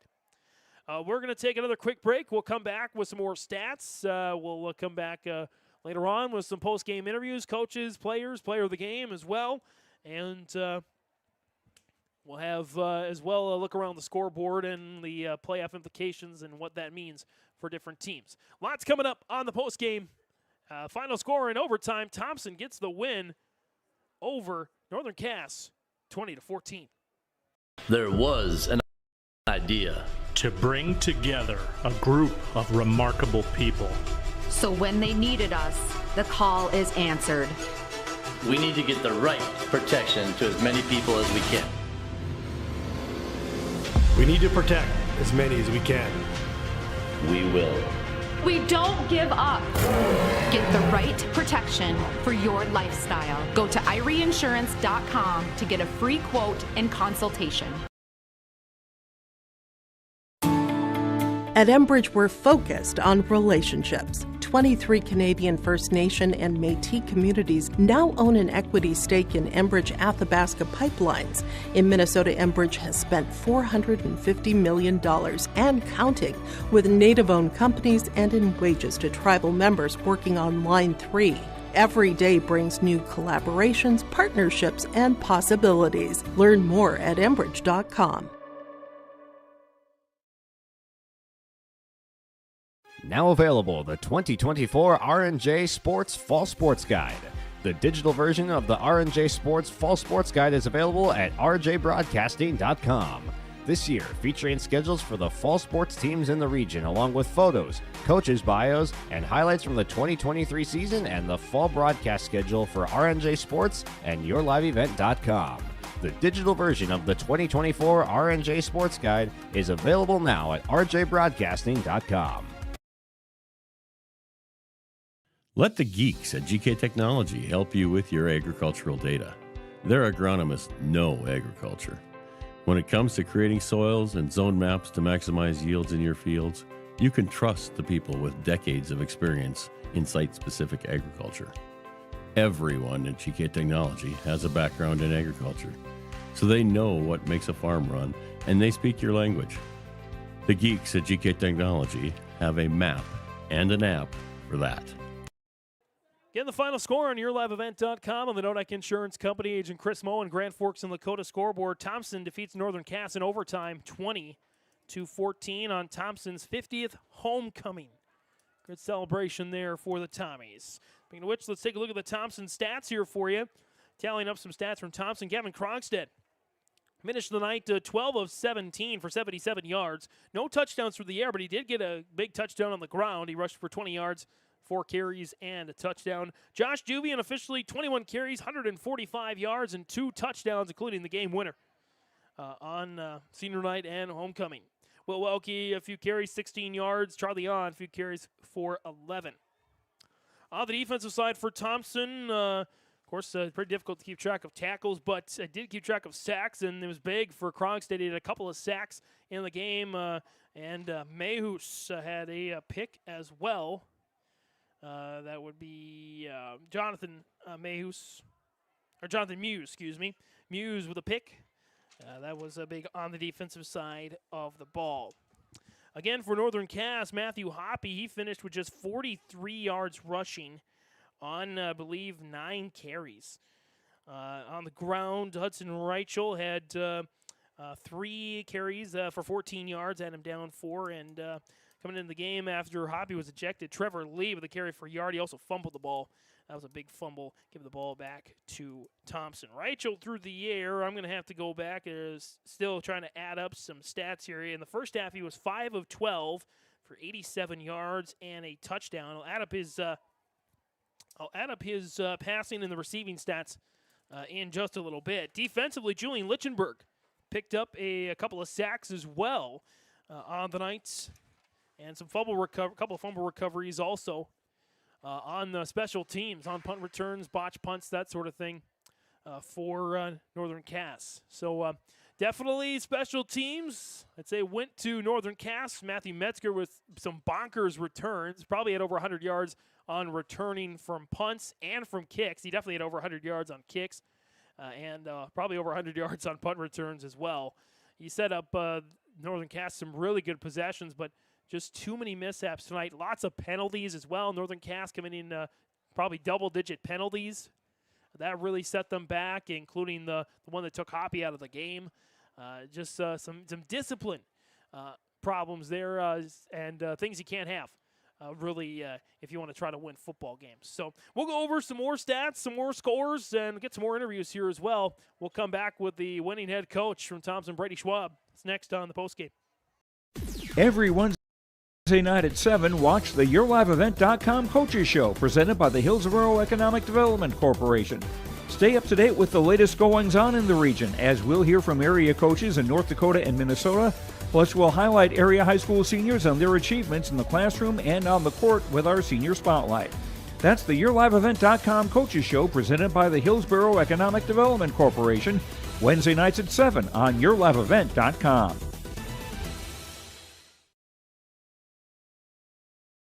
Hi, this is Jim, and along with Bernie, we're inviting R&J Broadcasting Incorporated listeners to join us on a tour of the Hawaiian Islands, February 22nd through March 3rd. The Big Island will be part of this trip, while taking in the breathtaking views of Oahu, the Big Island, and Maui. Enjoy the perfect balance between scheduled activities mixed with personal leisure time. Visit holidayvacations.com, keyword RJ to learn more about this tour, or call 888-557-1020 for a free brochure. On the post game here, chatting with the head coach of the Thompson Tommies and Brady Schwab. And, Coach, usually I've got a question, but let me get your own words. What this game, winning this game, 50th homecoming night, what it means to you, and your reaction on how wild it was. Yeah, it was weird, right? It was a weird game. First half, we didn't do anything on offense. They had a lot of momentum, and we stopped them one time when they were going in, and special teams just wasn't very good for us tonight. And second half, we played better. We responded to start with, and then, it was just kind of back and forth. Nobody's really getting anything done on offense, and it just becomes a war of attrition trying to get into that overtime period and trying to take your chances on 4 plays, I guess. Josh Juvie tonight, big game. Can't say enough about his performance. Yeah, he was a warrior. He was battling a little bit of a hamstring thing and wanted to get the ball. We had to throw it around a little bit because they did a nice job on him at times. And then, he's just one of those kids that just wants to play and just, could hats off to him. And Welke did a lot of blocking for him tonight too. I thought our line at times blocked well, and then at times they didn't. So part of that has to do with the scheme we're going up against and what Northern Cass was throwing at us. But yeah, Josh is a fun kid to coach. He comes in every day. He wants to work. He wants to get better. And you don't hear much from him. He doesn't say a lot, but he plays hard. And, of course, some other key contributors. Gavin Krogstad, of course, we talked in the pregame about how he wanted to see him improve in the passing game. Really took the second half before he started to find guys like Carter Peterson and Thomas Schumacher. But I think his defense stole the show tonight with a couple of sacks. It did, yeah. On the quarterbacking side, his rhythm was better in the second half. First half, we didn't do real good job pass pro, and then second half, we had a little bit better pass protection, and he got the ball out and saw some things, right, and actually called about 3 or 4 plays in that second half that we rolled with and had success with. And, late in the game, defensively especially, I thought he was just, after the ball. He was ball hawking, and, they left him in one-on-one pass pro, and he was able to get in there and had a couple big sacks or hurries and, just played the game. He played for, 50 minutes tonight or whatever it was, but a little bit more than 48, and that's what you expect from your seniors and your captains. I think the biggest thing to work on going forward, special teams. I think Northern Cass, yeah, we know it. Everyone knows that Northern Cass won that battle tonight, but you guys won the war. But you got to clean that up here a little bit. Yeah, it's one of those things that you work on it during the week, and I know our kids are focused when we're doing it, but it's always different on a Friday night, and a good portion of those guys just see the field for special teams. So when you don't get a feel for the speed of the game and the speed of the guy who's carrying the ball, sometimes it's a little bit tough. But yeah, I thought our pursuit angles and our tracking of the ball carrier weren't very good tonight. And unfortunately, we turned it over a few times. Fortunately, we were able to recover and find a way to get a win. You really shut down Matthew Hoppe tonight, of course, before he left with the ejection. But just that one big run, outside of that 1 yard, you got to feel pretty happy about that. Yeah, he's dynamic. I mean, he is a next-level back, and their line does a good job. Coach Ukestead gets him into a lot of spots where he can make plays, and I thought we did a really nice job. We didn't do maybe as well in the pass protection, but we came in saying if they're going to beat us, they're going to have to throw it to beat us, and that was the case tonight. And unfortunately, you had to leave the game early. You never want to see that, but at the end of the day, we'll look at some film, see what we got to fix, and like what we did defensively on the ground and hopefully clean up some of that some of that stuff through the air. Definitely gets harder from here as you got Central Cass, Kindred, Lisbon on the way. You like to think you get a pretty good game plan on how to attack them, but where do you go from here? Yeah, we got to start with getting back to healthy, and then we got to get to get into the film, see what Central Cass has. They've got a lot of athletes spread throughout the field, and see what we can do to have some success, hopefully control the ball and be able to move it. But, you start looking forward to different games and you lose sight of where you're at. We're going to enjoy this one tonight and get back at it on Sunday and get our JV some time Monday and then go play in Castleton Friday. You mentioned Chapter 5 of the storybook, pretty storybook ending. You had the halftime induction of Dwayne Miller, pretty special. I always remember him shaking the plaque up in the air, and I think it got everybody emotional here. Yeah, it was a really, really special night. Dwayne was probably the best baseball player to come out of Thompson, and we just wanted to find a way to recognize him. I got to give a shout out to Jed Klein. He was the guy kind of that took the bull by the horns, and this process started about 3 years ago. And we wanted to make sure that Dwayne got recognized. We also wanted to recognize Jed, who's a three-sport athlete from Thompson. He's in the Valley City State Hall of Fame as a baseball and football player, which is pretty unheard of. And just a bunch of guys that wanted to get back. They're getting a little bit older, and three of them came out last night and spoke to the kids at our team meal about community and Thompson, and just a great message. And we talked about it again at halftime. You're going to make memories one way or the other. Do the most you can to make really positive memories. So I think tonight's one of those. Absolutely. Again, storybook ending. Wild finish, probably the best game in Region 1 so far. Brady, on this homecoming week, anything else you want to mention? No, just shout out to our student council people. They did a great job this week. Our student body was involved, which is always fun to see. Monday is always a little bit of a downer for everybody. It's back to normalcy, but like I said, we're going to enjoy this one tonight, and then we're going to see what we can do with Castleton next week. Brady Schwab, head coach of the Thompson Tommies, joining us here on the post-game. Coach, congrats on the win. Go get some good sleep, and we'll see you back here in the future weeks. Appreciate it. Thanks, James. We'll keep the post-game going next on YourLiveEvent.com. Johnny Jorgensen at Hunter Insurance Agency. Find them at 109 Main Street in Hunter. Hi, I'm Sonia at the Lighting Gallery. When you walk through our doors at the Lighting Gallery, we're so much more than lighting. We have an incredible selection of sofas, dining room table and chairs, accent chairs, area rugs, pillows, and other accessories and decor. We want your house to feel like a home. Visit us at the Lighting Gallery, located at 3622 South Washington Street in Grand Forks. See you soon.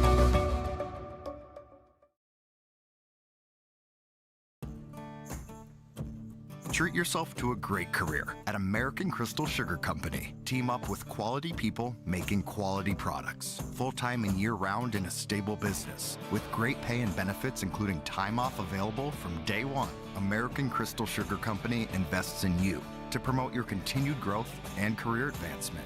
Grow your career doing your best work within the world's best beet sugar company. Apply online today at AmericanCrystalCareers.com. Homegrown Local Radio is now worldwide with 24-hour streaming. Download the RJ Radio app to hear local voices from local radio with KRJB, KRJM, and KKCQ 24 hours a day from anywhere. You can listen to your favorite programs like the RJ Family Morning Show, local news, farm markets, music, high school sports, church services, more from anywhere. KRJB, KRJM, and 96.7 KKCQ is streaming on the RJ Radio app. Download it to your device and take us with you wherever you go. I love my decision. I love the smallness of it and how close everyone is. Some of my other friends went to a four-year school, and I'm going to be done before them, even with 2 degrees and for a lot less money. My name's Casey, and I'm here for my future. First week of college, I can't tell you how many friends I've made. It's a family, you know what I mean? Like every time I go to a meeting, like everyone knows my name. They're always kind to me. I love it. I can't explain how much I love it here. My name is Junior, and I'm here for my future. And back here on the post game on YourLiveEvent.com, chatting with the Northern Cass head coach Tyler Hugstead. And Tyler, as I mentioned with Brady, I could start with a load of questions, but give me your thoughts on what the effort tonight meant to your guys, even though you came up short, and just your reactions on this wild contest. Yeah, number one, I told the boys right away after the game, proud of how they responded to bad situations. That was our focus this week, is to stay on us. No matter good play, bad play, it's next play mentality, and they definitely did that tonight. And that's the first thing I told those guys after the game, is that we're proud of how they handled that. Losing Matthew Hoppe was big. I don't know what happened there. 2 penalties like that is tough, and obviously you get 2 personal fouls and you get ejected. But that's not the type of person he is. I know that he's going to keep his head held high. But it's tough to lose a guy like that. But he handled it very well. And our team responded really well too. After that, our team could have shut down. We could have drifted apart, but we stayed together as a team. That's the biggest thing. We're proud of the boys for that. I want to go back to some individual performances tonight. Of course, Thompson did their job in shutting down Hoppe tonight when he was in the game. Just the one big run and a yard other than that, really. But your starting sophomore quarterback, Reichel, really impressed me tonight. There were strings where he threw 4 straight completions, 5 straight completions, and really kept you in the game. Yeah, 100%. And I'll wear that one a little bit too. Every game we try to get Hoppe going, but Thompson had a great game plan, and they were shutting him down. We were a little chaotic to start the game. We started off that kickoff return, trying to get Matthew Metzger a little rester on O, and we got guys moving in and out. It was a little chaotic that first quarter, so that one's definitely on me. But after that, we settled down, and we have playmakers everywhere. We have receivers that can catch the ball. Keelan Munson, Hunter Kemick, Jacob Ossie, Matthew Metzger, Chris Hoyland, all those guys, they can catch the ball, they can move, they run great routes. And Hudson does a phenomenal job at work in the pocket. Our O-line did a really good job at pass pro. Got to give the big boys some credit, but Hudson did a really good job keeping his eyes down the field. Sometimes he keeps his eyes down the field too long, but that's when those big plays happen, and you gotta reward that. Hudson, he did a really good job. You mentioned Metzger, of course, an exhilarating start to the game with that 95-yard kickoff return touchdown. I think even though you may have lost the war tonight, you won the battle of special teams. Yeah, 100%. Got to give a huge shout out to all my coaching staff. Coach Rice is our special teams coordinator. We were kind of playing around before the game, right before kickoff. I said, hey, I want this first inside zone to go to Hoppe, and he's gonna house it. He said, no, I want that. I want the kick return touchdown. So we were kind of going back and forth a little bit, and then we muffed the ball right away. And I said, hey, that's when big plays happen. And then Matthew Metzger's just a phenomenal athlete, and he found a hole and he hit it. You had your team set up well lots of times, but you don't just go back to the one play or the 2 plays. There's a lot of drives tonight that just kind of stalled. What's the missing piece, you think? I'm going to push back on a little bit. I don't think there's really a missing piece, and sometimes that's just football, and weird things happen. We had a couple things not go our way with calls and stuff like that, and there was some turnovers too where Trevor Lee was in the game and trust that kid to run the ball, and then Thompson just made a good play, helmet right on the ball, and that's what happens. And right now, I don't know, we just got to find, there's no magic pill or anything like that. We just got to find a way to have ourselves have those plays. So. Tyler, I know a tough pill to swallow here with the loss here at Thompson, but really impressed by your team, impressed by the way that they played, even though it didn't quite go your way tonight. You got a tough schedule the rest of the way with Kindred and EEK and a Hillsborough Central Valley team that's eager to get back into the winning column. Where do you go from here? Just got to stay together as a team, and that's what we told the boys before we left. Is there's 2 choices. We can kind of drift apart and not finish the season, or we can stay together as a team and finish the season strong. Playoffs are still there. You win 3, you're probably in. If you win 2 out of 3, you need some help. So we got to cheer for some teams that maybe we don't normally cheer for. But yeah, playoff chances are still there. But basically, it's just staying together as a team and finish the season strong. And Region 1 ball, it's tough. Anybody can beat anybody. It's probably one of the best regions in the state. But it's some darn good football. Tyler, anything else you want to mention, or any other shout-outs you want to make here tonight? Nope, just proud of our boys and coaching staff. Program's moving in the right direction. Just proud of their effort tonight. Tyler Eukstead joining us here on the post-game. Again, you can see the passion in both these coaches and the fight of both these teams. It was a heck of a game, and unfortunately only one team gets to win. Tyler, thanks for the time, and we'll catch you down the road. Thanks, James, for doing this. Appreciate it. Absolutely. We'll wrap up the post-game next. Prepare your fields and yields against the wet conditions for 2025 and beyond with a drain tile project from Chad's Excavating out of Mayville. Drain tiling will improve and increase your yields and land values for years to come. Chad's Excavating provides free, detailed estimates, and with over 40 years of combined success, they provide professional installation and service. Call Chad today to prepare for your future and any questions that you might have. That's Chad's Excavating out of Mayville, helping farmers grow. Sharing our heritage, sharing our future. Choosing the right bank for your financial needs can be challenging with the many choices available. Dakota Heritage Bank is pleased you're interested in knowing more about what they can do for you. The Dakota Heritage Bank community bank setting is a strong advantage they have over larger, less personal banks. Customers are more than account numbers, they are friends and neighbors. Working together, Dakota Heritage Bank, member FDIC, equal housing lender.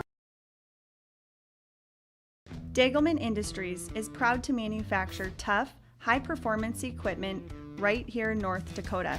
From our industry-defining Pro-Till high-speed discs, bulletproof bulldozer blades, and our robust, heavy-duty land rollers, we focus on support and make the experience of owning a Dagelman unlike any other.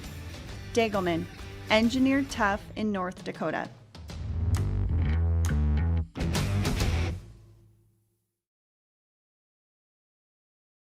At Thompson Public Schools, their mission is to develop lifelong learners and responsible citizens. You can visit their website, tps-k12.org, for school announcements and calendars, lunch menus, weather announcements, athletic schedules, and more. Follow them on social media and share in Tommy Pride with student updates and events with Thompson Public Schools. Thompson Public Schools thanks all students, staff, parents, alumni, and community members for their continued support. Good luck to the Tommies. Learn more at tps-k12.org. There was an idea to bring together a group of remarkable people. So when they needed us, the call is answered. We need to get the right protection to as many people as we can. We need to protect as many as we can. We will. We don't give up. Get the right protection for your lifestyle. Go to IRIinsurance.com to get a free quote and consultation. At Enbridge, we're focused on relationships. 23 Canadian First Nation and Métis communities now own an equity stake in Enbridge Athabasca Pipelines. In Minnesota, Enbridge has spent $450 million and counting with Native-owned companies and in wages to tribal members working on Line 3. Every day brings new collaborations, partnerships, and possibilities. Learn more at Enbridge.com. Coming on back here, we'll finish it off inside. A little better lighting here on this side. Inside the post game on yourliveevent.com. James Martin saying it out with you here. Some final stats, scores, and our player of the game. Let's start with our Enbridge Energy player of the game. At Enbridge Life Takes Energy. Enbridge.com for career opportunities. And the player of the game tonight, Josh Juvie, already handed off his shirt to Coach Schwab. 145 yards off 21 carries I have, and 2 touchdowns, including the game winner. Really kept the Tommies in it, even in the third quarter. Close second, he got a player of the game already this season. Gavin Krogstad had a big night, big second half, couple of big sacks. Really found the ball, especially to Carter Peterson, where he needed to place the ball. By the way, didn't get to the receivers for Thompson. Thomas Schumacher tonight had 5 catches for 35 yards. Cash Danner, had 2 catches for 11.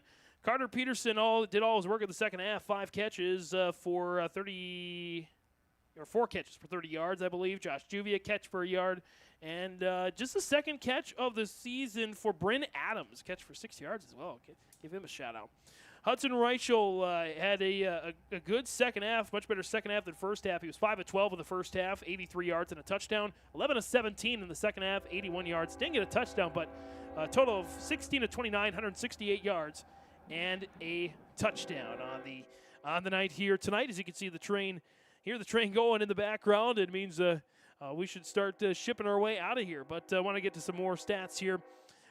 Through the air, Matthew Metzger, 3 catches, 33 yards. Again, these are all unofficial. Keelan Munson, 4 catches for 63 yards. Chris Hoyland had 2 catches for 30 yards.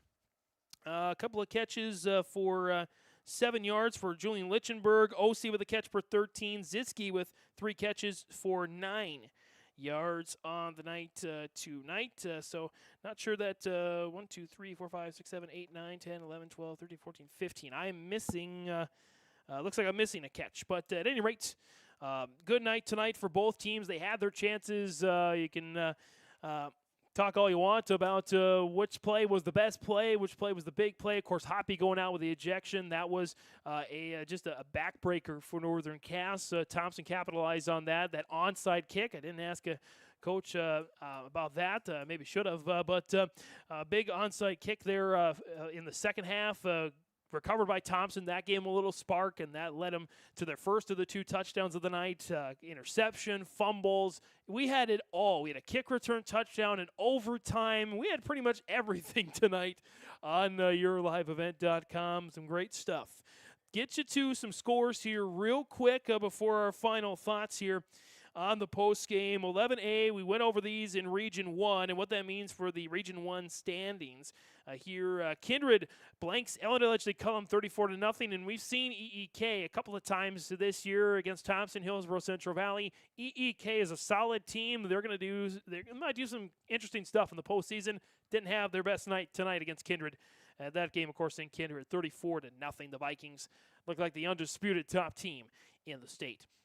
They remain at the top of the region, 4-0 in the region standings. EEK drops to 3-1. Also 3-1 on the season in the region. Central Cass with a win over Hillsborough Central Valley. My final score 34-13, and Oaks has resurrected their season. 2 straight region wins. A big win over Lisbon, 32-6. The Tornadoes are currently in 4th place in the region standings with a record of 2-2. So it goes Kindred.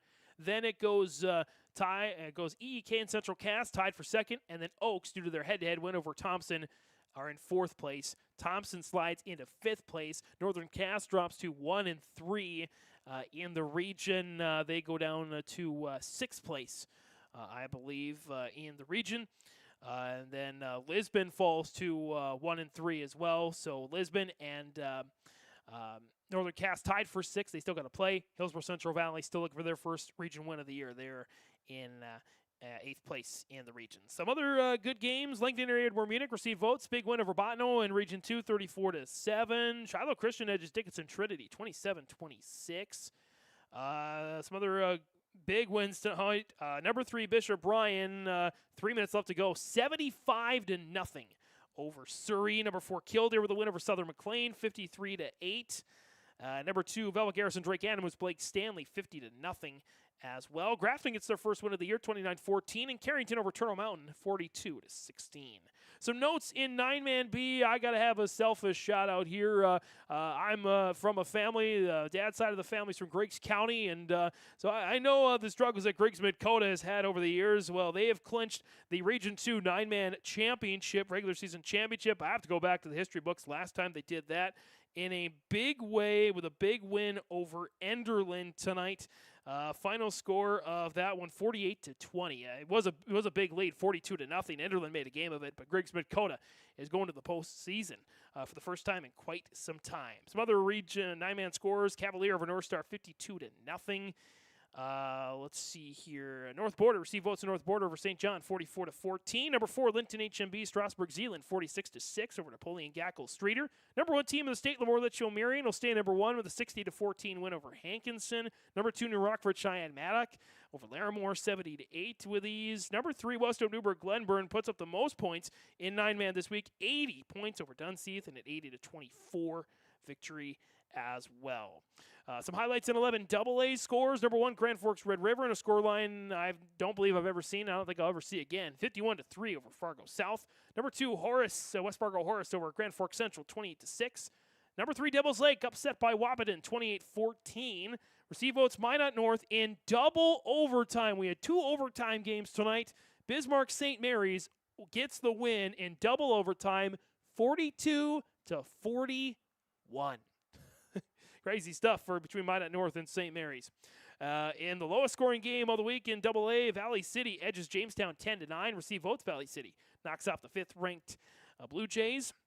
And number 4, Dickinson gets a win over Watford City, 39-22. Number 3, Bismarck Century taken down by Bismarck Legacy 42-13. Number 3, Minot upsets number 1 Bismarck 21-4. West Fargo Cheyenne, number 5, gets a win over Shanley 35-6. And Davies rolls over Williston 62-13. The Eagles ranked number 2 in the States. Lots more to chat about, but we should probably get going here for the evening. Again, a final score in overtime of the Nodak Insurance Company. Agent Chris Moe and Grand Forks and Dakota scoreboard. Thompson 20, Northern Cass 14. You can check out some of our scores, score updates, game recaps on rjbroadcasting.com. If you like a lot of the Minnesota action, want to hear a lot of Minnesota and some of North Dakota, you can check out our KRJB Coaches Corner tomorrow at 9 a.m. We talk with area coaches in the region. And always check out our Your Live Event Coaches Show as well, and check out this game and other games on yourliveevent.com. From all of us here at yourliveevent.com, thanks to Bailey Bryant on the camera here this evening. Another tremendous job for her. And thanks to all our team at yourliveevent.com. From all of us here at Your Live Event, this is James Martin saying, Region 1 football fans, show some pride and happy 50th homecoming, Thompson.